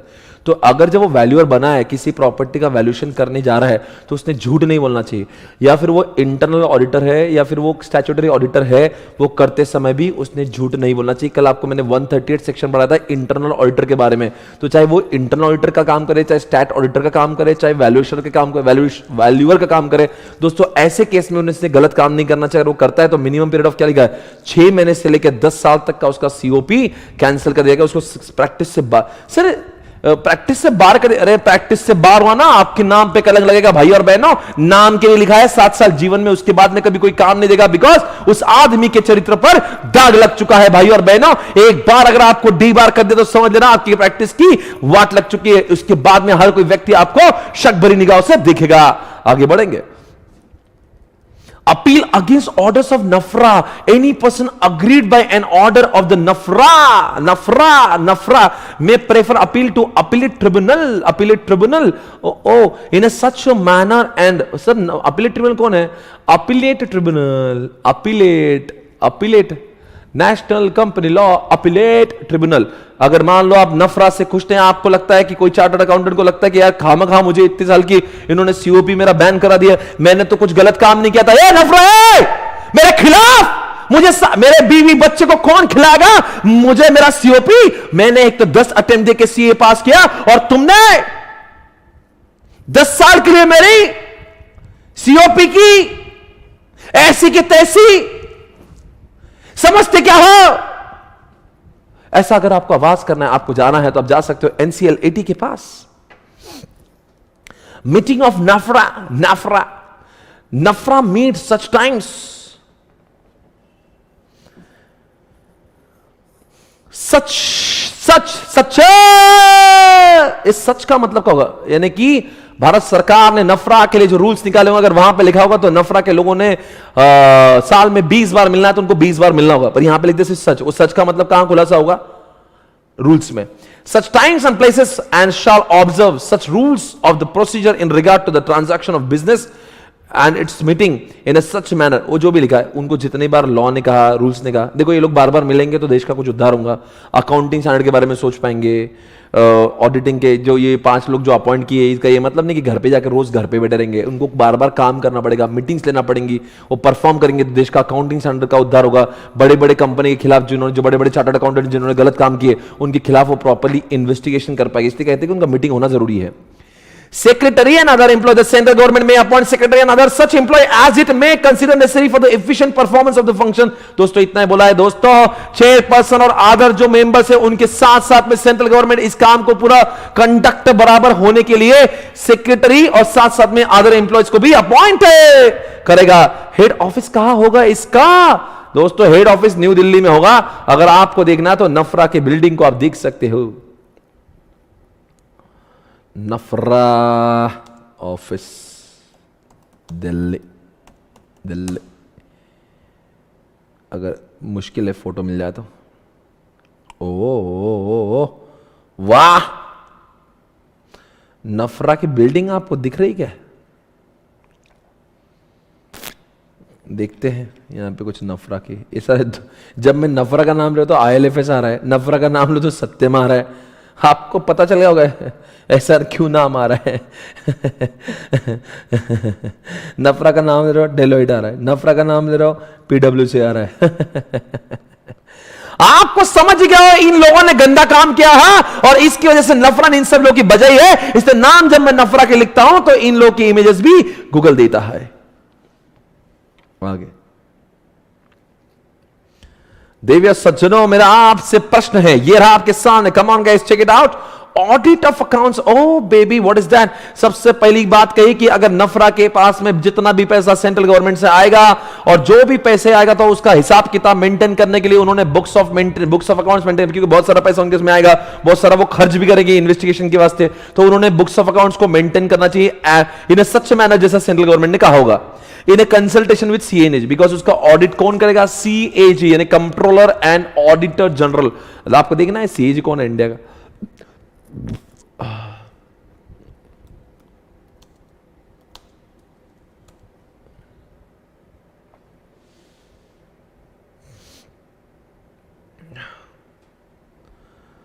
भाई और बहनों आपके सामने CAG of India, oh CAG of India ये रहे आपके सामने दोस्तों। Controller and audit general of India यही ऑडिट करेंगे इनके बुक्स ऑफ अकाउंट्स का और ये बताएंगे कि इन्होंने जितना पैसा इनको मिला है और जितना खर्च किया है, कहीं ऐसा तो नहीं ये जो 5 लोग अपॉइंट है उन्होंने ही लोगों का झोल ढूंढ रहे हैं और खुद ही अपने घर में झोल कर रहे हैं, कहीं ऐसा तो नहीं लोगों का ऑडिट करते करते खुद ही आप समझ रहे मुझे क्या बोलना है?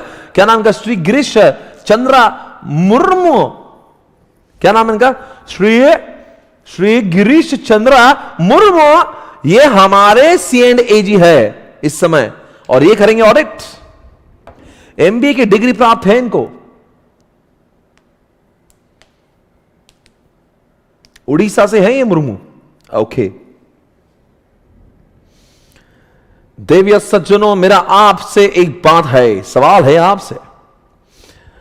ऑडिट करेंगे कौन? CNAG of India at intervals as may be specified, जब जब उनको लगेगा वो इंटरवल में उसको ऑडिट करते रहेंगे और इसका रिपोर्ट फॉरवर्ड, अंडरलाइन करो, forward annual to the central government, यानी कि अंडरलाइन करो ऑडिट रिपोर्ट कौन फॉरवर्ड करेगा? सीएनएजी। किसको करेगा? सेंट्रल गवर्नमेंट को। सेंट्रल गवर्नमेंट को जानना होगा, हमने तो इनको बहुत पैसे दिए, इन्होंने हमारे पैसों का क्या क्या किया। Annual report on working of NFRA, national NFRA shall prepare in a form and at such time for each financial year as may be prescribed its annual report giving a full account of its activity during the financial year and forward a copy to the central government, and central government shall cause the annual report and the audit report given by CNAG to the what? Oh baby, what is it? दोस्तों आपको पता होना चाहिए C and AG देगा audit report to central government और central government इसको प्रस्तुत करेगा पार्लियामेंट के सामने। सर सेंट्रल गवर्नमेंट को मालूम हो तो पार्लियामेंट को क्यों दिखाते हैं? अरे पार्लियामेंट के अंदर सिर्फ बीजेपी के लोग नहीं होते, पार्लियामेंट के अंदर तो राहुल गांधी जैसे लोग भी होते हैं। दोस्तों यहां पे अगर सिर्फ सेंट्रल गवर्नमेंट को देंगे तो सिर्फ बीजेपी के लोगों को दिखेगा और पार्लियामेंट को दिखाएंगे तो सब लोग, जितने लोग एमपी बने हुए सबको दिखे, इसलिए पार्लियामेंट को भी प्रस्तुत करना जरूरी होता है। पर इन्होंने और एक बात कही है, एनुअल रिपोर्ट भी देंगे। सर ये annual report giving full account of its activity, यानी कि पूरे साल भर में इन्होंने क्या क्या क्या क्या क्या क्या क्या क्या क्या क्या क्या क्या क्या क्या क्या क्या क्या काम किए हैं इन्होंने साल भर में, वो सारे बातों को वो एनुअल रिपोर्ट में लिखेंगे और ये एनुअल रिपोर्ट कहां प्रस्तुत करेंगे? एनुअल रिपोर्ट भी सीजी को देंगे और सीजी एनुअल रिपोर्ट कहां जाएगा, कहां ले जाएगा? पार्लियामेंट के पास में। तो यानी कि पार्लियामेंट को दो चीजें मिलेगी, एक तो ऑडिट रिपोर्ट और एक तो annual report.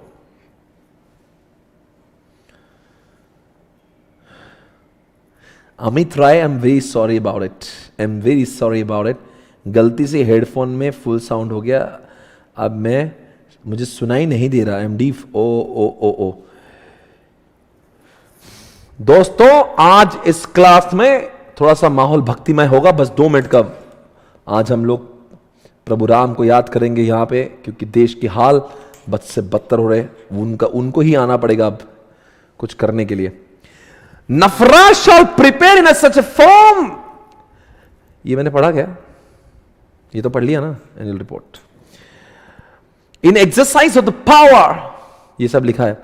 As per NFRA rules, NFRA shall have the power to monitor enforce compliances with the accounting standard. अरे घड़ी घड़ी वही बोलता, अकाउंटिंग स्टैंडर्ड सब सही चल रहा है कि नहीं चल रहा, बार बार देखे। अब लिखा है, ये क्या चल रहा है? ये जो लिखा है यहां पे लिखा था, oversee the quality of services of subsection 2 of 132 or undertake investigation of subsection 4 of such a section of the auditor. Rule 3 provides for the classes of companies and bodies corporate governed by NAFRA, and this include, ये जो लिखा है ना वो investigate सिर्फ इन्हीं company से कर पाएंगे। अगर मैं आपको इन्वेस्टिगेशन वाला वर्ड एक्चुअली क्या है ना, मैं आपको बताऊँ क्या, थोड़ा सा मॉड्यूल में इन्होंने ढंग से रूल और वो सारी चीज़ें लिखी नहीं हैं। मैं आपको फिर भी थोड़ा सा बताना चाहूँगा रूल 3 के हिसाब से। जब वो कहते कि वो इन्वेस्टिगेशन करेंगे,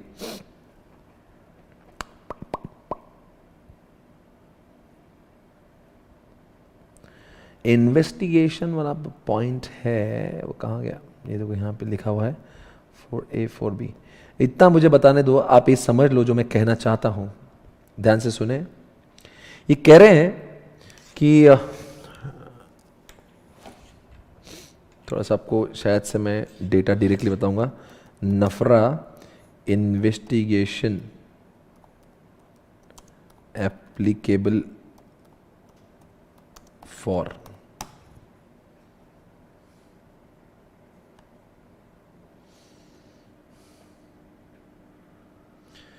सर 1 मई का वेट कर रहा हूँ। बिल्कुल बिल्कुल बेटा करिए। 1 मई से अपना सीए फाउंडेशन चालू हो रहा है, कोई बात नहीं। अब सभी लोग जल्दी से सी एंटर में आ जाए। यहाँ पे लिखा है, ज़रा देखिए, एक कंपोजिशन ऑफ नफरा है, role of NFRA, powers of NFRA, scope of NFRA. अब ज़रा यहाँ पे हमें देखना होगा।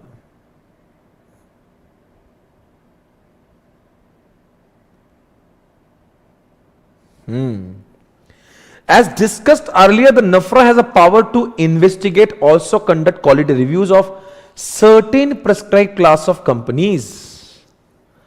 While drafting NAFRA rules have not been prescribed yet, they would include the following class of company. आपको समझना होगा कि वो इन्वेस्टिगेशन किन किन का कर सकते हैं, वो क्वालिटी रिव्यूज किस किस का कर सकते हैं। एक तो पहली बात following class of companies, they would include the following class of companies if implemented as it is. Companies listed in India, unlisted companies whose net worth is more than 500 crores, paid up share capital is more than 500 crores, or annual turnover is more than 1000 crores, or companies whose securities are listed outside India. The NAFRA also has a power to investigation certain class of the body corporate in relation to matters of professionals or other misconduct by member of a firm, chartered accountants or auditor. In this regard, as per the draft NAFRA rules, the auditor or audit firms which conduct the audit of following categories of the companies or their branches, whether directly or indirectly, अगर audit of ये सब लिखा है यहाँ पे, पर आपको मुझे मैं बता क्या रहा हूं, मैं बता रहा हूं कि ये लोग जनरली इन्वेस्टिगेशन किसका करते हैं और जनरली लोग क्वालिटी रिव्यूज किसका करते हैं। एग्जामिनेशन में पूछेंगे आपको, नफरा क्या नफरा सभी को नहीं करता। ये जितनी बड़ी बड़ी कंपनीज होती हैं उनके जो ऑडिटर्स होते हैं, क्योंकि वहां पे फ्रॉड होने का, अगर फ्रॉड हुआ तो बहुत सारे लोग बर्बाद हो सकते हैं, ऐसी जगह पर ही जाकर वो उसका क्या कर सकते हैं, हम लोग बोलते हो क्या कर सकते हैं, उसका वो रिव्यू कर सकते हैं।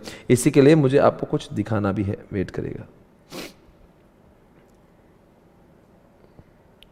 आपके बुक में से मैं पढ़ लेता हूं पहले थोड़ा सा, फिर अब यहां पे लिखा है this include companies whose securities are listed, underline the word listed, unlisted public company having paid up share capital not less than 500 crores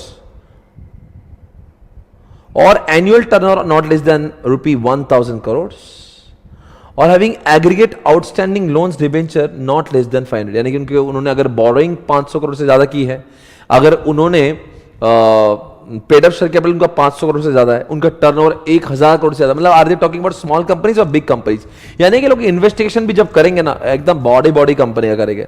insurance companies को, बैंकिंग कंपनीज को और कहा इलेक्ट्रिसिटी कंपनी, चाहे इन कंपनी का टर्नओवर कुछ भी हो जाए, चाहे इनका बोरोइंग कितना भी हो जाए, चाहे इनका पेड अप शेयर कैपिटल कितना भी हो जाए, इनका इन्वेस्टिगेशन करना जरूरी है।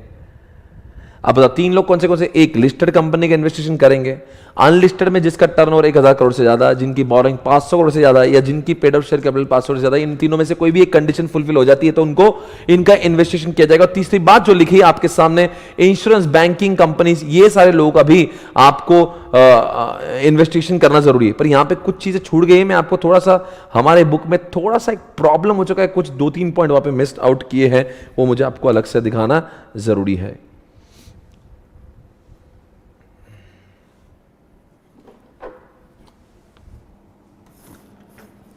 ये सेक्शन अब बस ऑलमोस्ट खत्म होने ही वाला है, उसके बाद में आज का दूसरा सेक्शन पढ़ेंगे 135। आपको पता होगा यहां पे अपने बुक में इतनी 3 बातें लिखी है, उसके बाद में जो डी और ई है वो गलती से प्रिंट नहीं हुआ है। अगर आप देखेंगे डी और ई, मैं अगर आप बुक दिखाऊं तो आपको दिख रहा होगा यहाँ पे डी और ई दिखाई नहीं दे रहे और डायरेक्टली अगला चालू हो रहा है, ये चालू हुआ। यानी कि डी और ई को हमारे बुक में इनकॉर्पोरेट करना है, लिखना जरूरी है। जो गलती से लिखा नहीं, गलती से पता नहीं क्यों हुआ ऐसे, आपको लिखना है पर मुझे पहले पढ़ने दीजिएगा। Any body corporate or company or person or any class of bodies corporate or companies or person on reference made to the authority by central government in public interest. ये बात आपको याद रखना है, अंडरलाइन करने वाली बात है पब्लिक इंटरेस्ट। यानी कि दोस्तों ना वो लिस्टेड कंपनी है ना वो अनलिस्टेड कंपनी का कोई क्राइटेरिया फुलफिल करती है, ना वो इंश्योरेंस, ना वो बैंकिंग, ना वो इलेक्ट्रिसिटी की कोई कंपनी है। कोई भी इन तीनों में आती नहीं ऐसी कोई कंपनी पर जो भारत सरकार को लगता है इस कंपनी का इन्वेस्टिगेशन होना जरूरी है पब्लिक इंटरेस्ट में, तो उनका इन्वेस्टिगेशन होगा क्योंकि सेंट्रल गवर्नमेंट बोलती है करो, ये कंपनी छोटी फिर भी करो बिकॉज ये पब्लिक इंटरेस्ट की बात आ चुकी है। क्योंकि ये कंपनी का अगर इन्वेस्टिगेशन नहीं हुआ तो जनता का विश्वास उठ जाएगा। आगे लास्ट पॉइंट क्या लिखा है, a body corporate incorporated or registered outside India, यानी कि इंडिया के बाहर, which is a subsidiary or associate company of any company or body corporate incorporated registered in India, यानी कि रिलायंस की जितनी भी सब्सिडीज इंडिया के बाहर होगी, as referred to in clause A to D, if the income or net worth of such a subsidiary or associate company exceeds 20% of the consolidated income। आपको पता है क्या हो रहा है, मान लीजिए रिलायंस क्या है, रिलायंस लिस्टेड कंपनी है, तो दोस्तों ऊपर वाले ए बी सी डी के अंदर जितने भी कंपनीज थे उन चारों की कोई भी सब्सिडी जो इंडिया के बाहर इनकॉर्पोरेटेड है और जिसकी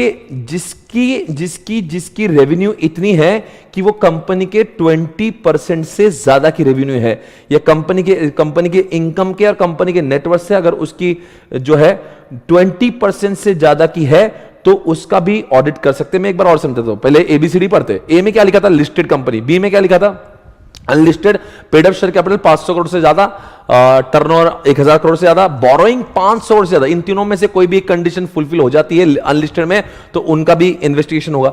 तीसरी बात हमने देखी थी, पब्लिक इंटरेस्ट में सेंट्रल गवर्नमेंट कह सकता है कि कोई कंपनी कोई भी साइज की हो, छोटी भी हो, पर पब्लिक इंटरेस्ट में करना जरूरी, तो उनका भी इन्वेस्टिगेशन होना जरूरी है। और एक बात, बैंकिंग, इंश्योरेंस, इलेक्ट्रिसिटी वाली कंपनी का भी होना चाहिए। पर इन चारों कंपनी जो ए बी सी डी में जो चारों कंपनी, इनकी कोई सब्सिडी इंडिया के बाहर, इनकी कोई सब्सिडी इंडिया के बाहर होगी, इनकॉर्पोरेट इंडिया के बाहर होगी, और जिनका जो इनकम है, जिनका जो नेटवर्थ है वो इंडिया के कंपनी के टोटल नेटवर्थ या टोटल इनकम के 20% से ज्यादा है। यानी कि रिलायंस का जो नेटवर्थ है वो 10 लाख करोड़ का है, उनकी सब्सिडी दुबई में है जिनका जो है 3 लाख करोड़ जो नेटवर्थ है, यानी कि उसका 30% नेटवर्थ है रिलायंस के टोटल नेटवर्थ का, यानी कि उसका भी इन्वेस्टिगेशन होना चाहिए।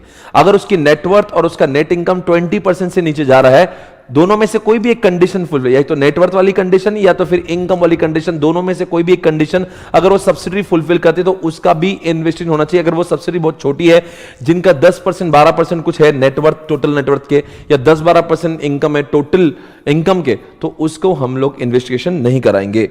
ओके, आगे ये सारी बातें आपने पढ़ी, बहुत अच्छा लगा।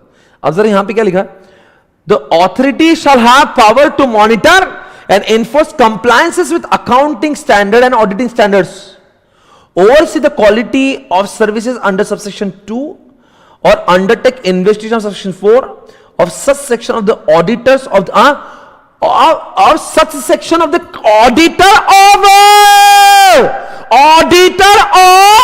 following class of companies। अगर आपको यह पढ़ते समय गलतफहमी हुई है कि इन कंपनीज का ऑडिट होना चाहिए या इन कंपनीज का इन्वेस्टिगेशन होना चाहिए, तो आप गलत सोच रहे थे। इनका नहीं कुछ करेंगे, इन कंपनीज के जो ऑडिटर होंगे उनका इन्वेस्टिगेशन करेंगे। नफरा इन कंपनीज के अंदर नहीं घुसेगा, नफरा काम है इन बड़े कंपनीज के जो ऑडिटर है, यानी कि बिग फोर जैसे लोग, उनका भी इन्वेस्टिगेशन होना जरूरी है। बिकॉज ऐसे कंपनीज के फ्रॉड अगर हो जाते हैं तो बहुत सारे लोग नुकसान में आ सकते हैं। ओके, आपको समझ में आया होगा। या आप अभी काम करेंगे, आप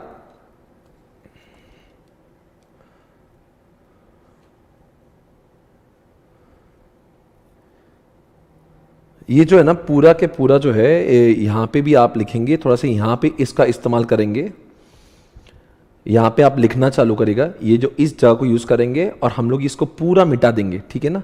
यहां पे लिखना चालू करिए आप। क्या लिखेंगे सबसे पहले? वहां लिखे investigation of the auditor of following class of companies. मैं आपको बोल रहा हूं, वो आपको लिखना है। Investigation of the auditor of following class of companies. Number one, listed company. Number two, banking, insurance, electricity companies. Banking, insurance, electricity. तीसरी बात, इन public interest recommended by CGA. In public interest recommended by CGA.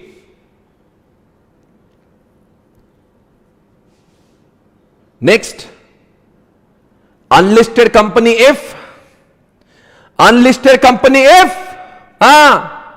any of the following condition is fulfilled.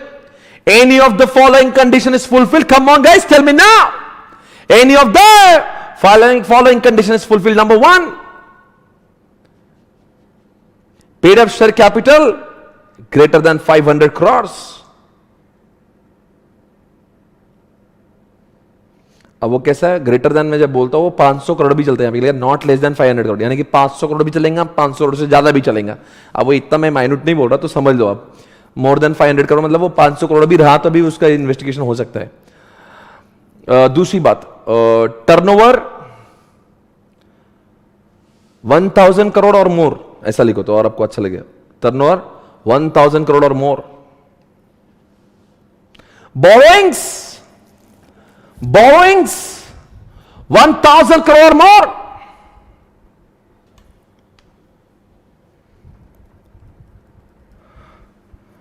And last point,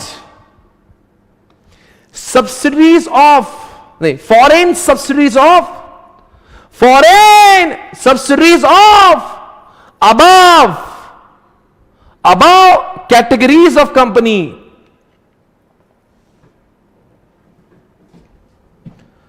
Following, क्या बोला ना? Foreign subsidiaries of above categories of companies whose income or net worth,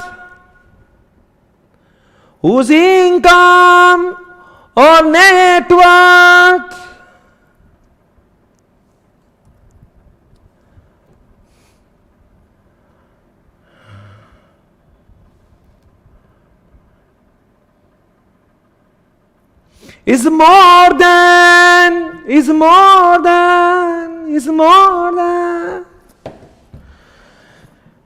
20% off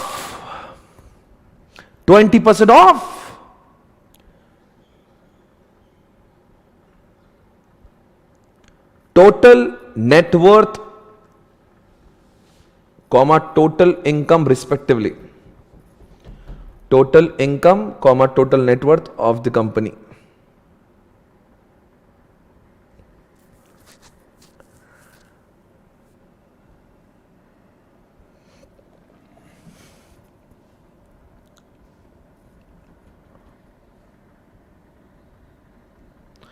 Okay guys, come on, welcome back everybody. I hope you understand everything what I said. उसके नीचे एक दो line पर लगी है वो पढ़ेंगे और ये फिर ये पूरा का पूरा सेक्शन खत्म हुआ। देखो बच्चों, बहुत एक सेक्शन हम लोग पढ़ रहे हैं पिछले 1 घंटे से। इतना इन डेप्थ जाके पढ़ना जरूरी होता है, ऐसे नहीं कि उड़ा दिया। पहले हमने उसको प्रैक्टिकली समझा। अगर आप चाहते तो मैं इस सेक्शन आपको आधे घंटे में उड़ा सकता, पर ये मेरी नीतिमत्ता नहीं। पूरा पहले प्रैक्टिकली समझो। अभी जिंदगी में आप ऐसा नफरा समझो ना, किसको भी समझा सकते हो आप। ये मेरा आपको दावा है।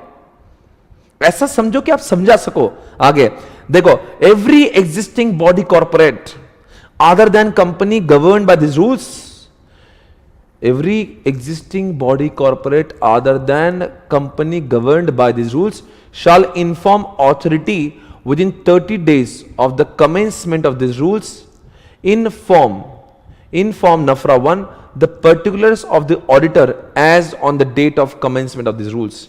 यानी कि 2018 के बाद में जब ये रूल्स आए होंगे, रूल्स आने के बाद में every existing body corporate other than company govern by this rules, यानी कि जो ऊपर जो कंपनीज आई ABCDE में, उसके अलावा जितनी भी कंपनीज थी उन्होंने NFRA 1 में अपने ऑडिटर कौन से इसके बारे में जानकारी देना चाहिए। ओके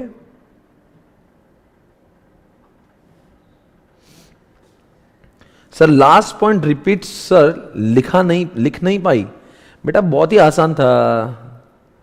क्या बोला था उन्हें? फॉरेन सब्सिडीज हुज इनकम और net worth is more than 20% of the total net worth और टोटल इनकम रिस्पेक्टिवली, जो भी है, ऐसा आपको लिखना था। ओके, ये बात हो गई। आप क्या लिख रहे हैं? Every existing body corporate other than a company governed by this rules. हर कोई कंपनी जो ये जो रूल्स में जो 500 जो कंपनीज थी, उसके अलावा जितनी भी कंपनीज है, उन सभी ने NFRA 1 में ये लिखकर देना चाहिए कि हमारे ऑर्गेनाइजेशन का ऑडिटर कौन सा है।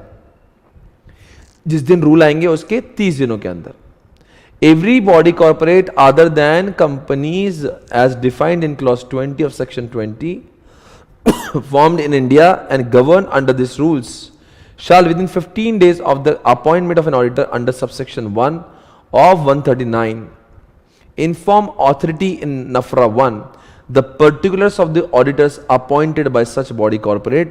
यानी कि अगर दोनों चीज को अगर आप देखेंगे तो आपको ये समझ रहा है कि NFRA 1 में आपने उनको इन्फॉर्म करना चाहिए कि हमारे ऑडिटर कौन से हैं। Shawl inform authority the particulars about, underline the word particulars about, किसके बारे में? Particulars about auditor. और यहां पे लिखा है with in 15 days of the appointment of an auditor under subsection 1। यानी कि दोस्तों आज के बाद में आपके जब भी कोई ऑडिटर अपॉइंट होंगे, उस अपॉइंटमेंट के 15 दिनों के अंदर आपने नफरा को इन्फॉर्म करना चाहिए NFRA 1 में। फिर आप कहेंगे 2 और 3 में क्या फर्क है? यहां पे 2 में अपॉइंटमेंट नहीं हुआ, रूल्स आने के 30 दिन के अंदर आप इन्फॉर्म करोगे कि हमारे ये फलाना फलाना ऑडिटर है। उसके बाद में जब भी आपका कोई ऑडिटर हर साल में बदल भी सकता है या 5 साल में बदल सकता है, तो ऑडिटर बदलने के बाद में भी विद इन 15 डेज के अंदर आपने नफरा को इन्फॉर्म करना चाहिए NFRA 1 में, provided that the body corporate govern under clause E of sub rule 1 shall provide details of the appointment of its auditor in form NAFRA 1। ठीक है, ये सारी चीजें आप अगर देखना चाहते हो, ये सारी चीजें हमारे बुक में भी लिखे थे। यहां पे देखिए 30 days and all. A company, हमारे बुक में जो लिखा था वो इतना ही लिखा था बस, 30 डेज वाला। और यहां पे क्या लिखा है? अ कंपनी और body corporate other then this बेटा शैल, क्या ये बराबर है? shall continue to be governed by NAFRA। A company or body corporate other than the company governed under the rules shall continue to be governed by NAFRA for a period of 3 years after it ceases to be listed or if it's a first it's paid up share capital or turnover aggregate loans। ये सारी बातें आपको समझ में आ रही है? A company or body corporate other than the company governed under the NAFRA rules shall continue to be governed by NAFRA for a period of 3 years after it ceases to be listed or paid up share capital। यानी कि वो paid up share capital और listed company के दायरे से हट भी जाए, फिर भी 3 साल तक उनकी कामकाज के ऊपर, उनके ऑडिटर्स के कामकाज के ऊपर उनकी निगरानी होगी। क्योंकि दोस्तों हो सकता है आज ऑडिटर ने कुछ गलत काम करे, तो इसका यह मतलब नहीं कि आज के आज आइडेंटिफाई होना चाहिए। नफरा उनको 3 साल में कभी भी आइडेंटिफाई और तहकीकात कर सकती है। और लास्ट पॉइंट लिखा है कि नफरा क्या पनिशमेंट है? If the company or any officers of the company or an auditor or any other person contravenes any of the provision of NAFRA rules। नफरा के रूल्स जिन लोगों, यानी कि आपने नफरा NFRA 1 सबमिट नहीं किया, ऐसा कोई भी आपने अगर रेगुलेशन तोड़ा होगा, जैसा अकाउंटिंग स्टैंडर्ड नफरा ने बोला वैसा आपने फॉलो नहीं किया होगा, कोई भी चीजें आपने नफरा के रूल्स की फॉलो नहीं की होगी, the company and every officer of the company who is in default or the auditor or such other person shall be punishable as per the provision of section 450 of the act। आप समझने की कोशिश कीजिए। आप कहेंगे sir auditor के लिए तो ऑलरेडी पहले आया था। देखो बच्चों, डेलॉयट के केस में उसको अप टू 10 साल की सजा हो रही थी, और साथ साथ में दोस्तों जो फाइन की अगर हम बात करेंगे तो फाइन कम से कम 1 लाख और 5 लाख और मैक्सिमम 5 टाइम्स और 10 टाइम्स हमने पढ़ा था। वो ऑडिटर की बात है। पर दोस्तों जिन कंपनीज ने, कंपनीज, अब मैं ऑडिटर की बात नहीं, अब जो कंपनीज यानी कि जो ILFS में जो ऐसा हुआ था, जाहिर सी बात है ऑडिटर ने चेक करना चाहिए था, पर ऑडिटर ने वो चेक नहीं किया तो ऑडिटर को आपने सजा ऊपर दी, पर साथ साथ में उसके बाद में कंपनी ने भी तो सजा की, कंपनी ने भी तो गलती की है कि उन्होंने खराब चीजों को रिपोर्ट किया है। तो ऐसे समय पे आईएलएफएस को भी पनिशमेंट होगी, ऐसे समय पे पीएनबी को भी पनिशमेंट होगी, ऐसे समय पे किंगफिशर को भी पनिशमेंट होगी। वो लिख रहा है if a company or any office of the company और साथ साथ में or an auditor or any other person contravenes any of the provision of नफरा rules, the company and every officer of the company who is in default or auditor or such person shall be punishable. समझा क्या? अब 450 जो section है, ये ऐसा section है, balancing figure वाला सेक्शन है, जिसकी पनिशमेंट के बारे में कभी कोई पेनल्टी और फाइन लिखी नहीं होती, उनको उतनी सजा होती जितनी सेक्शन नंबर 450 में लिखी होती है। आई रिपीट अगेन, जिसका कोई नहीं होता उसका 450 का पनिशमेंट होता है। बहुत ही इजी चीज हम लोग पढ़ रहे हैं, इतना ही समझ लो। 450 के हिसाब से भी पनिशमेंट होगी। अगर मान लो ऊपर लिखे हुए रूल्स को अगर फॉलो नहीं करेंगे, चाहे ऑडिटर ने फॉलो नहीं किया हुआ, चाहे कंपनी ने फॉलो नहीं किया, तो उनको उतनी पनिशमेंट होगी, उनको उतनी फाइन लगेगी जितनी 450 में लिखी हुई है। आगे बढ़ेंगे। नफरा का फुल फॉर्म क्या है? बहुत अच्छा सवाल है बेटा, बहुत देर से जगा है तू। 450 में बैलेंसिंग है, बैलेंसिंग 450 की बहुत ही अलग है। वहां पे लिखा ही होता है जिसकी कोई फाइन जब लिखी नहीं होती तब 450 लगाया जाता है।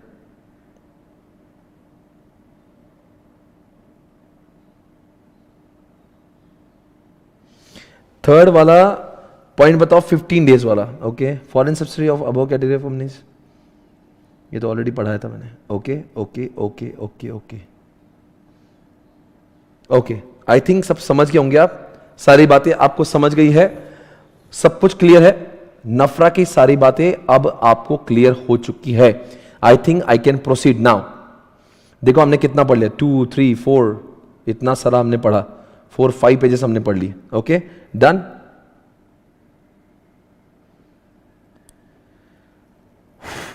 अब ऐसा है ना, इतना टाइम लग गया इस सेक्शन को।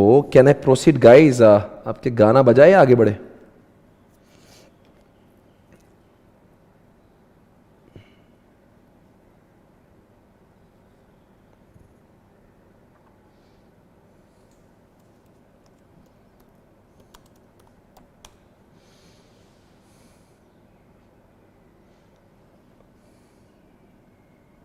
What does AI mean for business leaders and for business managers? How can it be converted into value and ये गाना आप सभी जानते हैं। हम लोगों ने जितनी गलतियां करी है वो सारी गलतियों के ऊपर आपको रिग्रेट हो रहा है और आप श्री राम को याद कर रहे हो। आप सभी को ये गाना मेरे साथ साथ में गाना होगा। देखते हैं आप लोग कितने अच्छे से गा रहे हैं। आप जहां भी बैठे अपना हाथ जोड़िएगा और हाथ जोड़ के इस गाने को गाइएगा। बोलो जय श्री राम।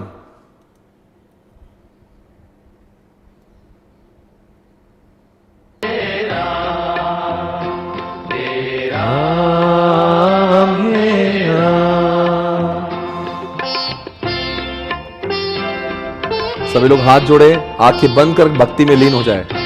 बोलो राधे राधे हरिओम। तू ही माता, तू ही पिता है, तू ही माता, गाओ गाओ भाई। तू ही माता, तू ही पिता है, तू ही माता, तू ही पिता है, तू ही तो है राधा श्याम, हे राम हे राम, हे राम हे राम।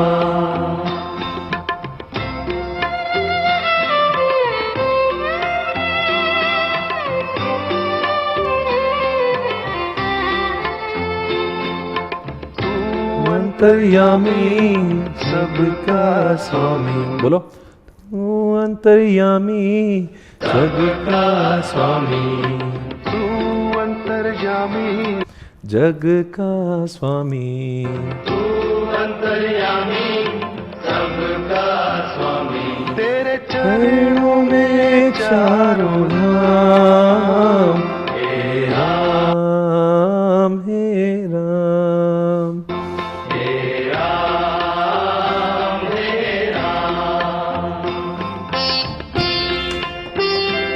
सभी लोग हाथ जोड़ के आंखें बंद करके भक्ति में लीन हो जाए, प्रभु राम को याद करें। आप जिस भी ईश्वर को मानते हो उन सभी को याद करें, वो सभी ईश्वर आपकी सुरक्षा करें, आपके घर वालों की सुरक्षा करें। इस प्रार्थना के साथ में हम इस आरती को खत्म करते हैं।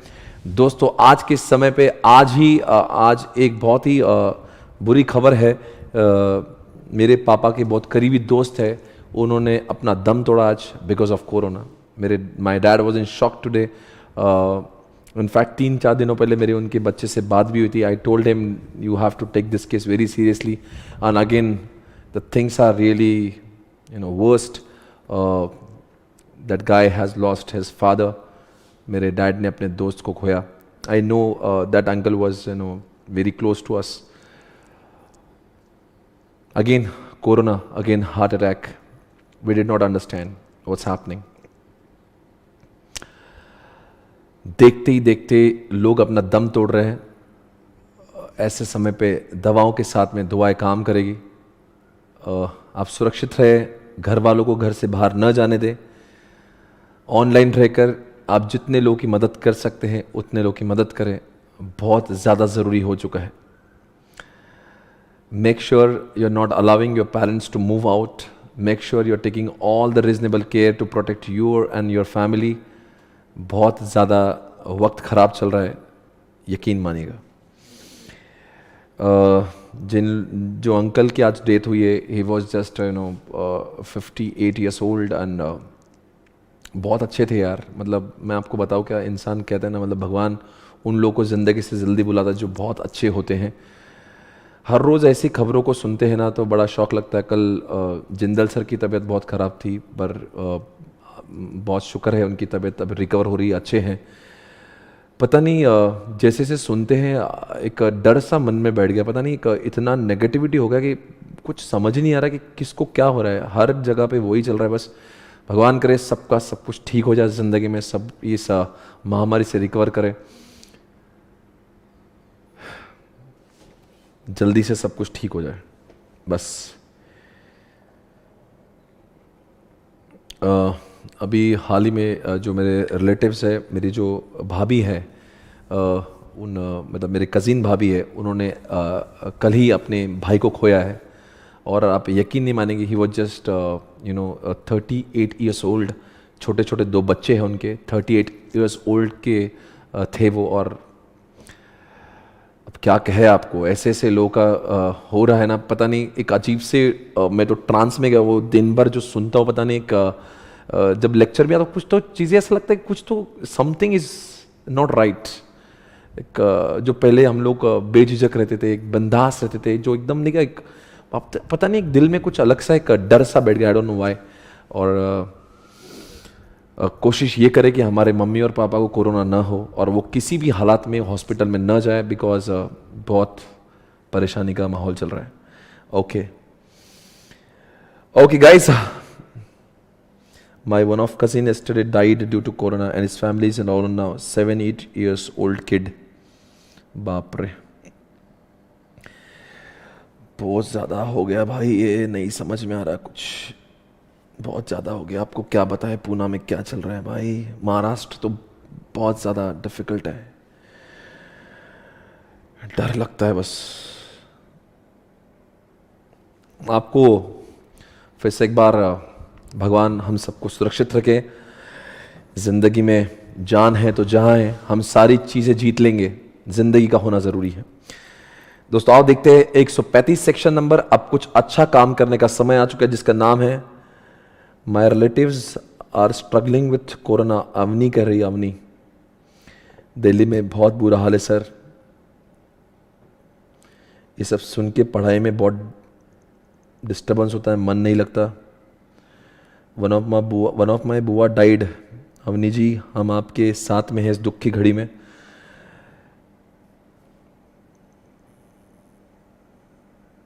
हो गौतम कह रहा है कि my dad's friend who is an Indian cricketer Ashwin Yadav died because of heart attack. Lucknow में बहुत बुरा हाल है, नेपाल में भी बुरा हाल है। अच्छा, पीयूष कह रहा है कि I have lost one of my relative today. भाई बहुत अजीब हो गया यार, कोई जगह नहीं बची जहाँ पे कोरोना नहीं पहुंचा है, बहुत लोग हो गए। पिछली बार तो सुनते थे उसका हुआ उसका, अब तो उसका नहीं, अब तो सब नज़दीक का ही हो रहा है। पिछली साल तो मतलब जब हुआ था ऐसा लगता था अपने घर में नहीं है, दूसरों के घर में है। राजकोट में भी है। ओहो शुभम, हम सब आपके साथ में इस दुख में। शुभम कह रहा है कि मैंने अपने मामा को खोया है इस बार। हम सब आपके दुख में शामिल है यार। अवनी कह रही कि बैक टू बैक 2 लोगों को हमने खोया है। दिल्ली से हूँ, यहाँ तो पूछना ही मत, इतना ज़्यादा हाल ख़राब है। ऐसे समय पे पढ़ाई यार बहुत ही ज़्यादा मुश्किल है। मैं आपको बताऊँ कि मतलब माइंडसेट को वो जब ऐसे सुनते हैं ना, जब तो पता नहीं कि अलग हम लोग जोन में चले जाते हैं कि ऐसा लगता है कि ज़िंदगी का एक भरोसा नहीं तो फिर पढ़े क्यों, ऐसा हो जाता है। धूले में सब ठीक है, हालत अच्छी बात है बेटा, अच्छी बात है। चलो आगे बढ़ेंगे।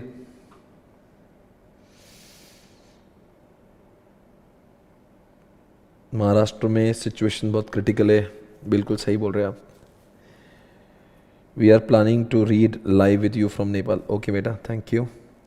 ध्यान नहीं लगता सर पढ़ाई में, ऐसा लगता है कल हो ना हो, अब इतना पढ़ाई करके क्या फ़ायदा। ऐसा नहीं है, पर अब हम लोग छोड़ थोड़ी ना दे सकते।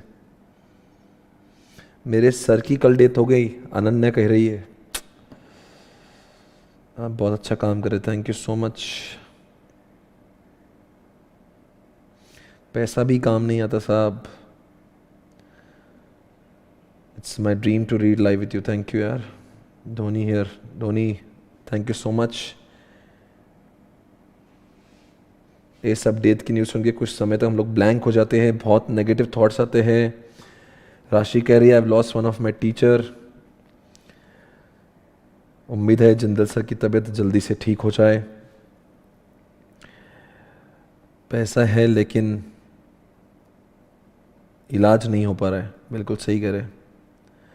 चलो गाइस, ओके, हम सब साथ में हैं इस दुख की घड़ी में।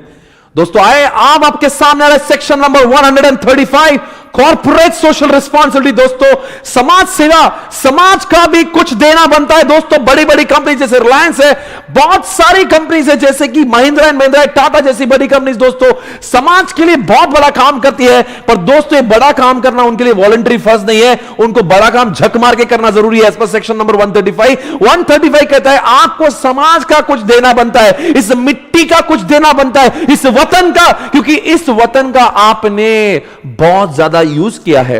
भाई और बहनों, आप और मैं पानी का इस्तेमाल कितना करते हैं? आप और मैं हवा, नेचुरल रिसोर्स का इस्तेमाल बहुत लिमिटेड करते हैं। रिलायंस जैसे लोग इस पूरे एनवायरमेंट का इस्तेमाल ज्यादा करते हैं, इसलिए उन्होंने समाज को उसका रीपे भी करना चाहिए।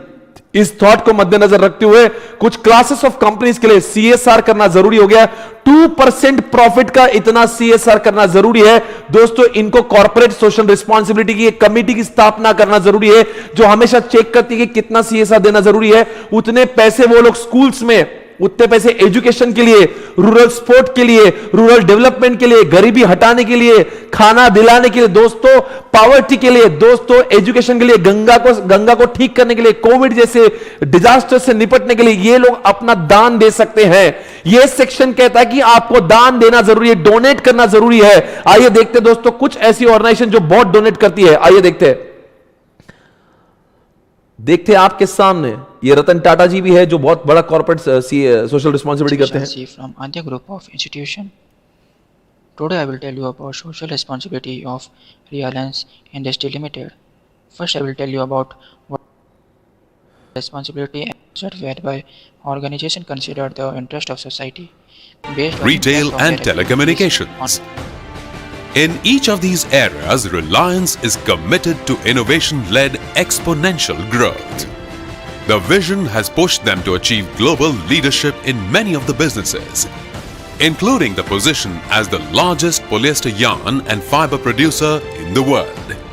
Reliance Industries Limited is a Fortune 500 company and the largest private sector corporation in India.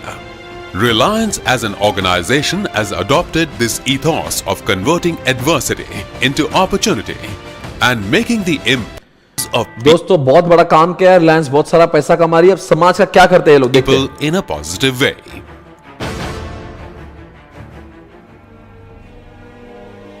India being an agrarian economy, the role of cattle in its growth is inevitable. In the far-flung villages, healthcare facilities for cattle are hard to find. Therefore, Reliance Foundation established a veterinary hospital for the cattle उन्होंने hospitals बनाए समाज के लिए. of more than 30 villages of Jamnagar. The veterinary hospitals caters to 30,000 plus cattle, including cows, buffaloes, sheep and goats. The project well supplements the animal, diagnose the animals and prescribe ये treatment. एक CSR का party है. आगे देखते हैं. Reliance is one of the largest traded company of India with more market capitalization. It was founded in 1977 by late Dhirubhai Ambani and it has got market capital of 70. Its business in 5 different areas. Do you know Reliance has 8% of India's total products?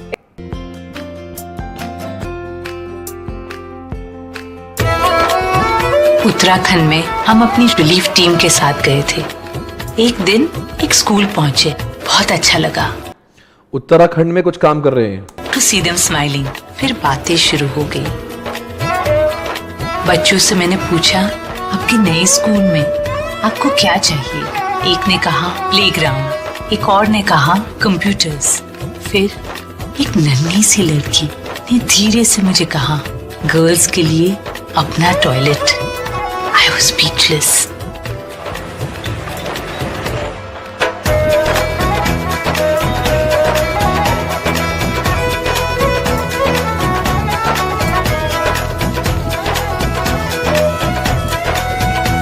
Says, काफी कुछ करना है. अभी तो बस शुरुआत है. Reliance company. 17-18 में 771 करोड़ CSR पे स्पेंड किया दोस्तों. In which they spent 771 crore during fiscal year 2017 and 18.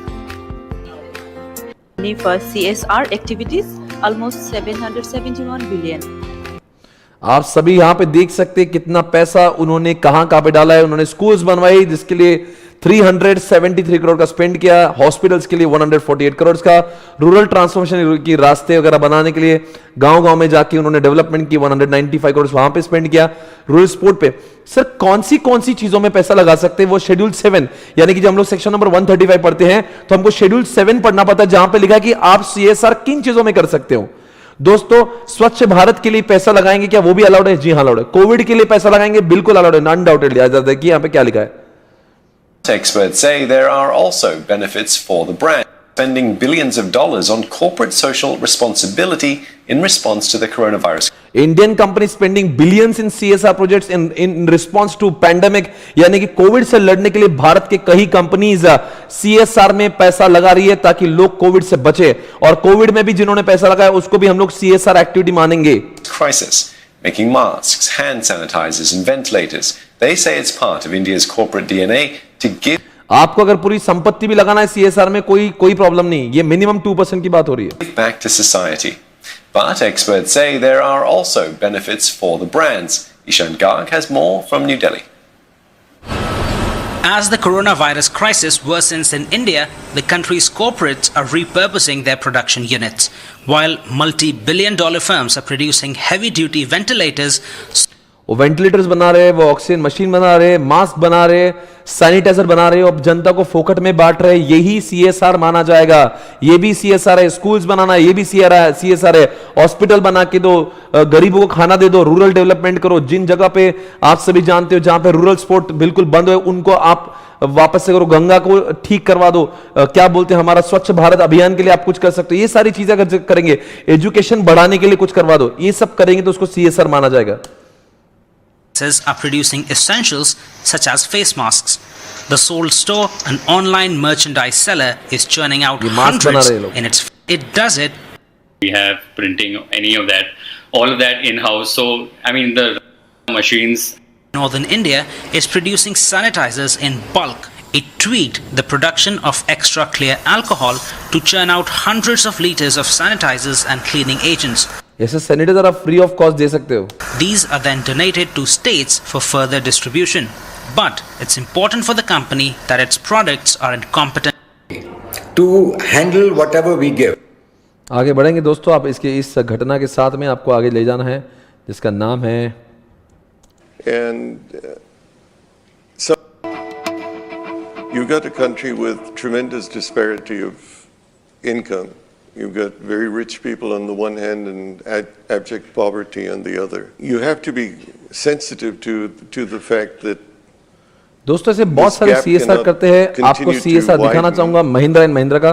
बहुत सारा CSR ये लोग भी कराते हैं. एक बार कॉन्सेप्ट समझ लीजिए, उसके बाद में पढ़ना बहुत ही आसान होगा.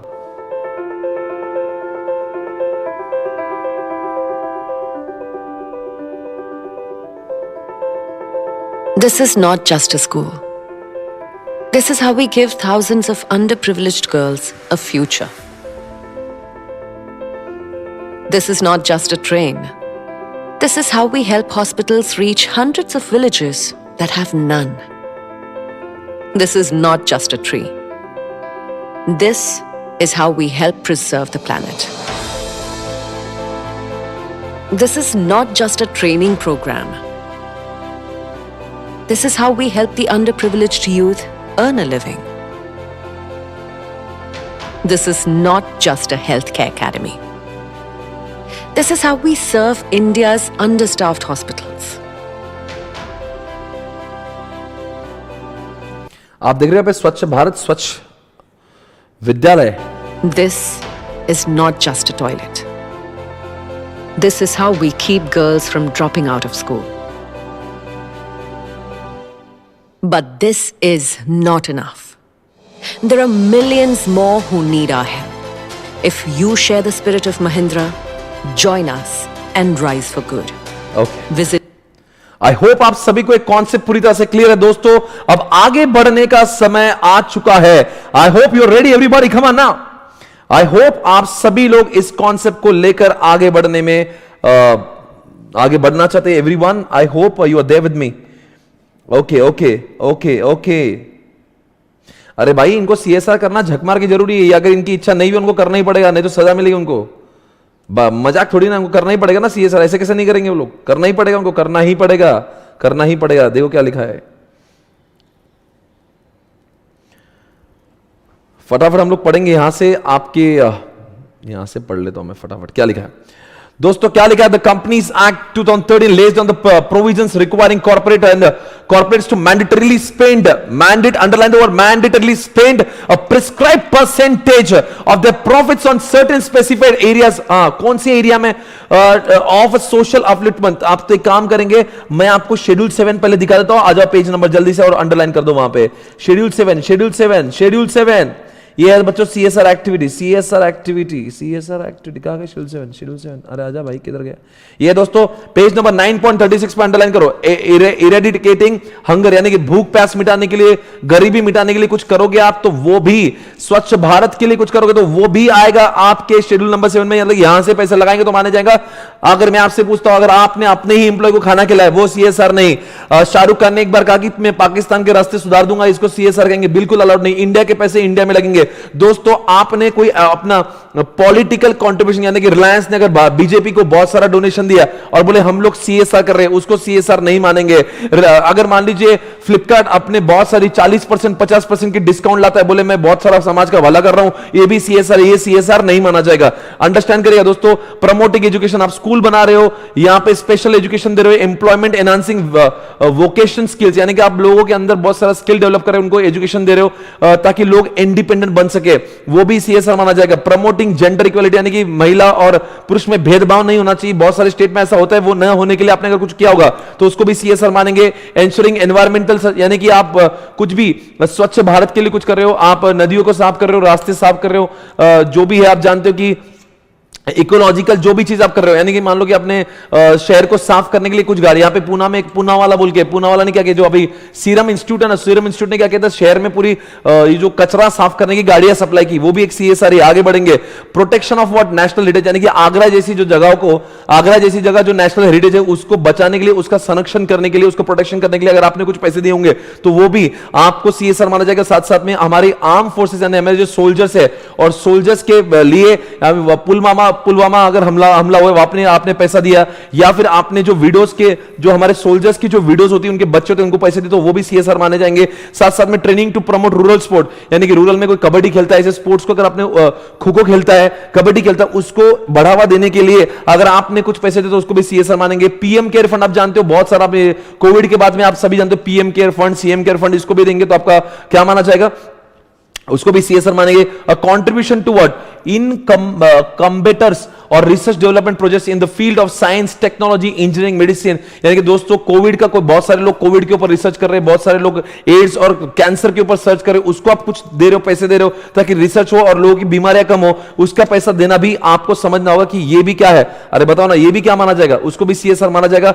Contribution to public funded universities like what Indian institute of IITs को अगर आपने दिया होगा, नेशनल लैबोरेटरीज और ऑटोनोमस बॉडीज, देखो ये सारे जो बड़े बड़े कॉलेजेस है, बड़ी बड़ी यूनिवर्सिटीज है, department of biotechnology, department of pharmaceuticals है, इन सबको भी अगर आपने, देखो ये डीआरडीओ आपसे सुना होगा, आईसीएमआर सुना होगा, यानी कि दोस्तों आप ये समझिए इंडियन इंस्टीट्यूट, यानी कि ये सारे जो बड़ी यूनिवर्सिटीज अगर आप इनको भी पैसा देंगे तो हम लोग उसको सीएसआर मानेंगे, ताकि ऐसे कॉलेज का भी उद्धार होना जरूरी है। रूरल डेवलपमेंट, अगर बहुत सारे जो गांव में रास्ते नहीं होते, वहां पे पानी नहीं होता, वहां पे बिजली नहीं होती, अगर आपने वो करा के दिया तो समझ जाना, वहां पे टॉयलेट्स बनवा के दी तो समझ जाना, उसको भी हम लोग क्या कहेंगे, सीएसआर कहेंगे। स्लम एरिया, यानी कि धारावी जैसी जो बॉम्बे में जो झोपड़पट्टी, अगर वहां के विकास के लिए अगर आपने कुछ किया तो दोस्तों उसको भी हम लोग क्या कहेंगे, अरे उसको हम लोग क्या कहेंगे, उसको हम लोग क्या कहेंगे, उसको भी हम लोग स्लम एरिया डेवलपमेंट कहेंगे। और डिजास्टर मैनेजमेंट की अगर बात करेंगे दोस्तों, अगर डिजास्टर किसी जगह पे भूकंप आता है, किसी जगह पे मान लो सुनामी आती, उसके बाद में अगर आप जानते हो कि बहुत सारे लोग जब मर जाते हैं किसी जगह पे, तो उस जगह पे अगर आपने रिकवरी करने के लिए कुछ, उनको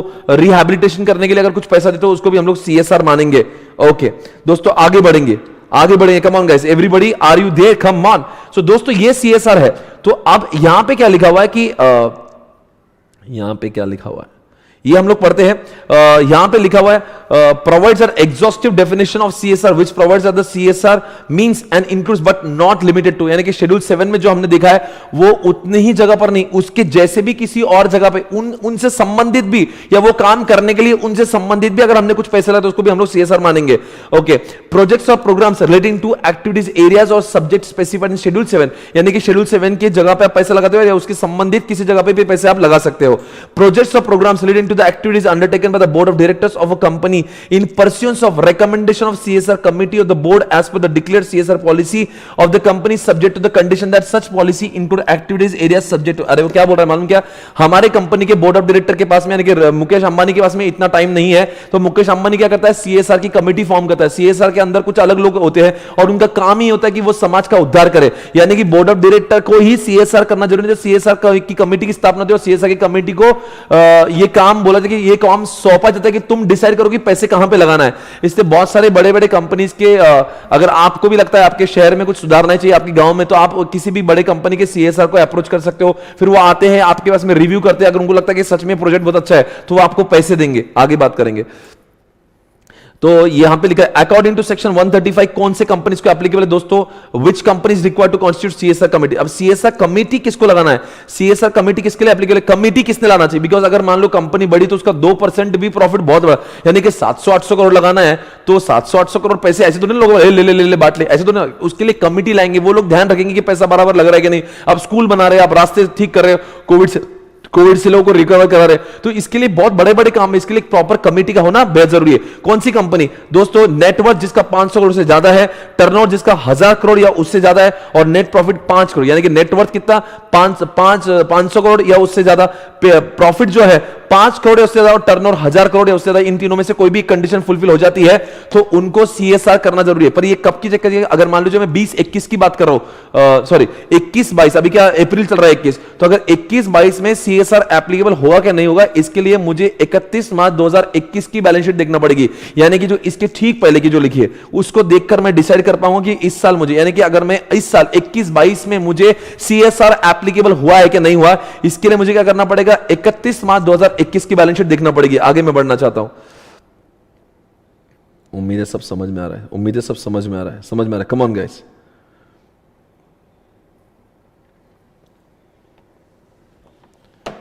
ओके गाइस, नहीं ये खत्म होगा, उसके पहले कुछ नहीं होगा।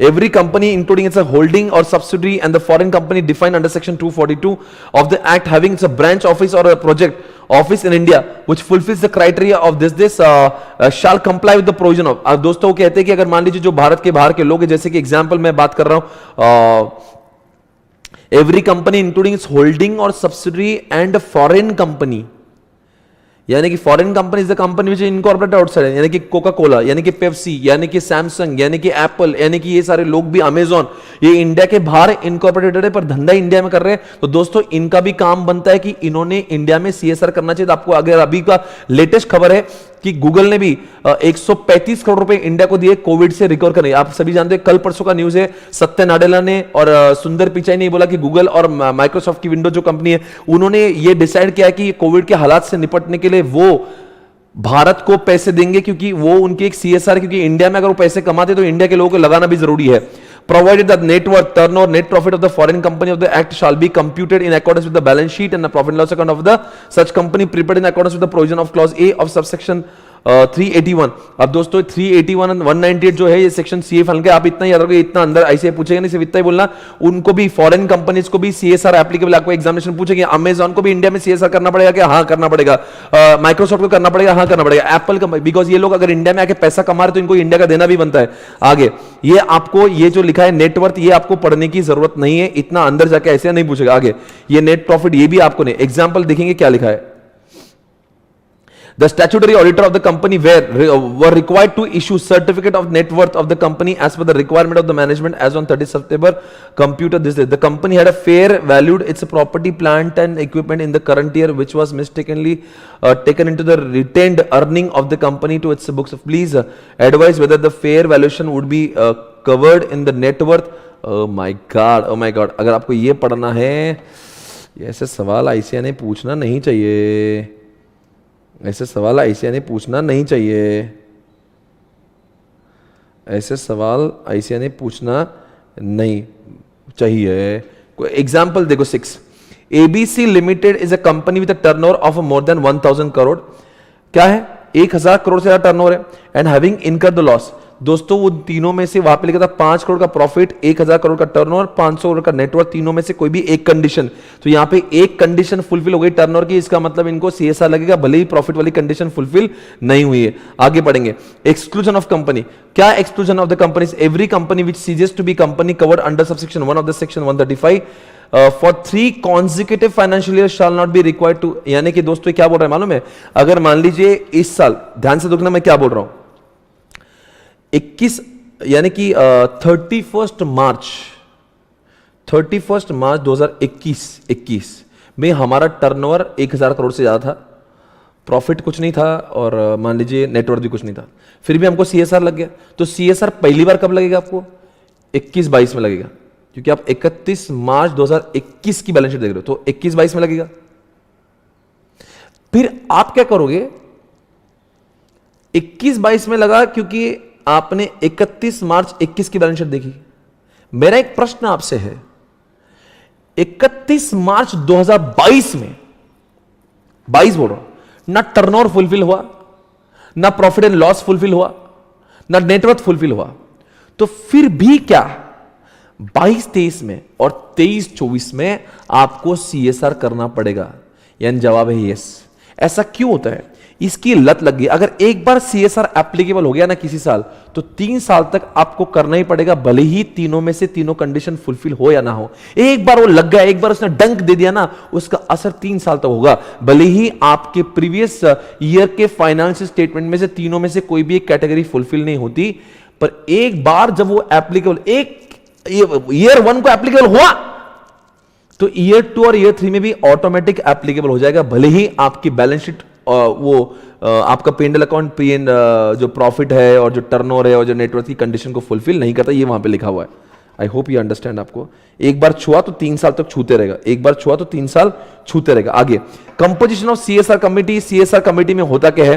The CSR committee of the board shell consist of 3 और मोर डायरेक्टर्स। के अंदर 3 या 3 से ज्यादा डायरेक्टर होना चाहिए, out of which at least 1 director shall be what independent होना चाहिए, बिकॉज इंडिपेंडेंट डायरेक्टर झूठ बोल नहीं सकते। तो दोस्तों 3 या 3 से ज्यादा लोग होना चाहिए डायरेक्टर उसकी कमिटी के अंदर, उसमें से एक डायरेक्टर भी कम से कम इंडिपेंडेंट होना चाहिए। Provided that where there is not a requirement of independent director, it shall have its a corporate social responsibility committee of 2 or more director. क्या लिखा है समझ आ गया? अरे बोलो, जिस कंपनी में इंडिपेंडेंट डायरेक्टर का कॉन्सेप्ट ही नहीं है, provided where the company is not required to appoint independent director, it shall have it in its corporate social responsibility committee 2 or more director। ऐसे जगह पे आपकी कंपनी में 2 या 2 से ज्यादा डायरेक्टर हो सकते हैं। यानी कि पहली बात तो जिस कंपनी में इंडिपेंडेंट डायरेक्टर होते हैं उनके उसमें 3 या 3 से ज्यादा डायरेक्टर होना चाहिए कमेटी के अंदर, एक तभी इंडिपेंडेंट डायरेक्टर होना चाहिए। पर जिन जगह पे जिन कंपनीज में इंडिपेंडेंट डायरेक्टर होते ही नहीं है, तो वहां पे कमेटी में 2 भी लोग चलेंगे, 3 भी लोग चलेंगे, इंडिपेंडेंट डायरेक्टर रखने की जरूरत नहीं है। अब आगे बढ़ेंगे दोस्तों, क्या लिखा है थोड़ा सा इतना सा पढ़ाता हूं 5 मिनट्स, उसके बाद 5 मिनट्स आखिरी के पढ़ा रहा हूं, बंद कर दूंगा। 5 मिनट्स पढ़ा रहा हूं, जितना बचा वो कल करेंगे, ओके नो प्रॉब्लम। आगे बढ़ेंगे तो यहां पे क्या लिखा है? The companies mention in the rule 3 shall constitute CSR committee as under an unlisted public company or a private company not required to appoint. एक काम करते, ये जो मैंने लिखा है ना वो बहुत ही ज्यादा अच्छे से लिखा हुआ है। आई थिंक आपको ये पढ़कर थोड़ा सा डाउट आएगा, पर ये पढ़कर आप पूरी तरह से समझ जाओगे, बहुत अच्छे से लिखा हुआ है। देखो यहां पे जो लिखा है ध्यान से पढ़ना। वो जो लिखा हुआ ना ये बहुत अच्छा लिखा हुआ, वो बड़ा वाहियात लिखा था। लिस्टेड कंपनी है तो लिस्टेड कंपनी के अंदर रिलायंस लिस्टेड कंपनी है, Mahindra and Mahindra listed company है, टाटा, उनके पास में इस कमेटी में 3 या उससे ज्यादा डायरेक्टर होना चाहिए और वहां पे एक तभी इंडिपेंडेंट डायरेक्टर होना चाहिए। ये केस खत्म। पब्लिक कंपनी यानी कौन सी पब्लिक कंपनी? जो अनलिस्टेड है, या फिर private company which is not required to appoint an independent, यानी कि कोई प्राइवेट कंपनी हो या चाहे अनलिस्टेड पब्लिक कंपनी जहां पे इंडिपेंडेंट डायरेक्टर की जरूरत नहीं होती है, वहां पे कह दिया 3 और मोर डायरेक्टर हो सकते हैं, but no independent director is required. समझ गए? ये आप क्लियरली समझ लो, वहां को उसको जाने दो, इसको ध्यान रखते हैं। इसका फोटो भी आप निकाल लीजिए, ये आपको मेरे क्लास के बाद में जब भी टाइम मिले उसको लिखना है। प्राइवेट कंपनी, अभी प्राइवेट कंपनी में कम से कम कितने डायरेक्टर होते हैं? 2, पर यहां पे क्या लिखा? 3 होना चाहिए। तो इसलिए कह दिया अगर मान लो कोई प्राइवेट कंपनी में पूरे कुल मिला के 2 ही डायरेक्टर है, जहां पे सिर्फ 2 ही डायरेक्टर हैं, तो वहां क्या करना चाहिए? तो वहां पे सिर्फ CSR की कमेटी में 2 ही लोग होंगे। यानी कि ये बात समझना है कि हमारे CSR कमेटी के अंदर बोर्ड ऑफ डायरेक्टर के ही डायरेक्टर को चुना जाता है, बोर्ड ऑफ डायरेक्टर के डायरेक्टर को ही चुना जाता है इसके अंदर, उनके अलावा नहीं। तो अगर कंपनी के 2 ही डायरेक्टर है तो 2 ही रहेंगे। प्राइवेट कंपनी में अगर 2 ही डायरेक्टर तो CSR में भी 2 ही रहेंगे। और लास्ट में लिखा है फॉरेन कंपनी में 2 तभी डायरेक्टर, फॉरेन कंपनी यानी कि माइक्रोसॉफ्ट यानी कि कोका कोला यानी कि एप्पल कंपनी के जो CSR कमेटी बनेगा उसमें 2 तभी डायरेक्टर होना जरूरी है। एक ऐसा डायरेक्टर और एक यानी डायरेक्टर जो कंपनी ने जब वो फॉरेन कंपनी इनकॉर्पोरेट हुई थी ना, एक बंदे का नाम दिया था, वो एक बंदा, और एक बंदा जो फिरंगी है, ऐसे 2 लोगों का CSR कमेटी बनाना चाहिए। लिखा है एटलीस्ट 2% 1 स्पेसिफाइड अंडर सेक्शन, लिखा है 1 स्पेसिफाइड। जब कंपनी फॉरेन कंपनी इंडिया में आती है ना, तो उनको इंडिया के ROC से रजिस्टर करते समय एक डायरेक्टर का नाम सुझाना पड़ता है। वो डायरेक्टर तो CSR में होंगे, और माइक्रोसॉफ्ट कंपनी उधर के और किसी व्यक्ति को या इंडिया के किसी और व्यक्ति को इस CSR कमेटी के लिए और अपॉइंट कर सकता है। एक बार फिर से बोल देता हूं, जिन कंपनीज में इंडिपेंडेंट डायरेक्टर है, ऐसी कोई भी लिस्ट, देखो लिस्टेड कंपनी की बात करें, लिस्टेड कंपनी में कितना होना चाहिए? 3 डायरेक्टर और मोर, एक आईडी होना चाहिए। अब दूसरी बात, अनलिस्टेड कंपनी और प्राइवेट कंपनी जहां पे आईडी होता ही नहीं, वहां पे भी 3 या 3 से ज्यादा होना चाहिए, पर आईडी की जरूरत नहीं। अब प्राइवेट कंपनी जहां पे कुल मिला के 2 ही डायरेक्टर है, तो उनके CSR में भी 2 ही होंगे। और जो फॉरेन कंपनी है उनके केस में 2 डायरेक्टर होना चाहिए। क्या है कि फॉरेन कंपनी के CSR कमेटी में 2 डायरेक्टर होना चाहिए। एक वो डायरेक्टर जो एप्लीकेशन करते समय नाम दिया था, और एक और ऐसा डायरेक्टर जिसका नाम कंपनी बाद में सुझाव कर सकती है। इसी के साथ में ये भी हमारा खत्म, और आज का लेक्चर भी हम लोग खत्म कर सकते हैं। अगर आप कहें तो मैं आज का लेक्चर खत्म कर देता हूं। आज का लेक्चर मैं खत्म कर रहा हूं।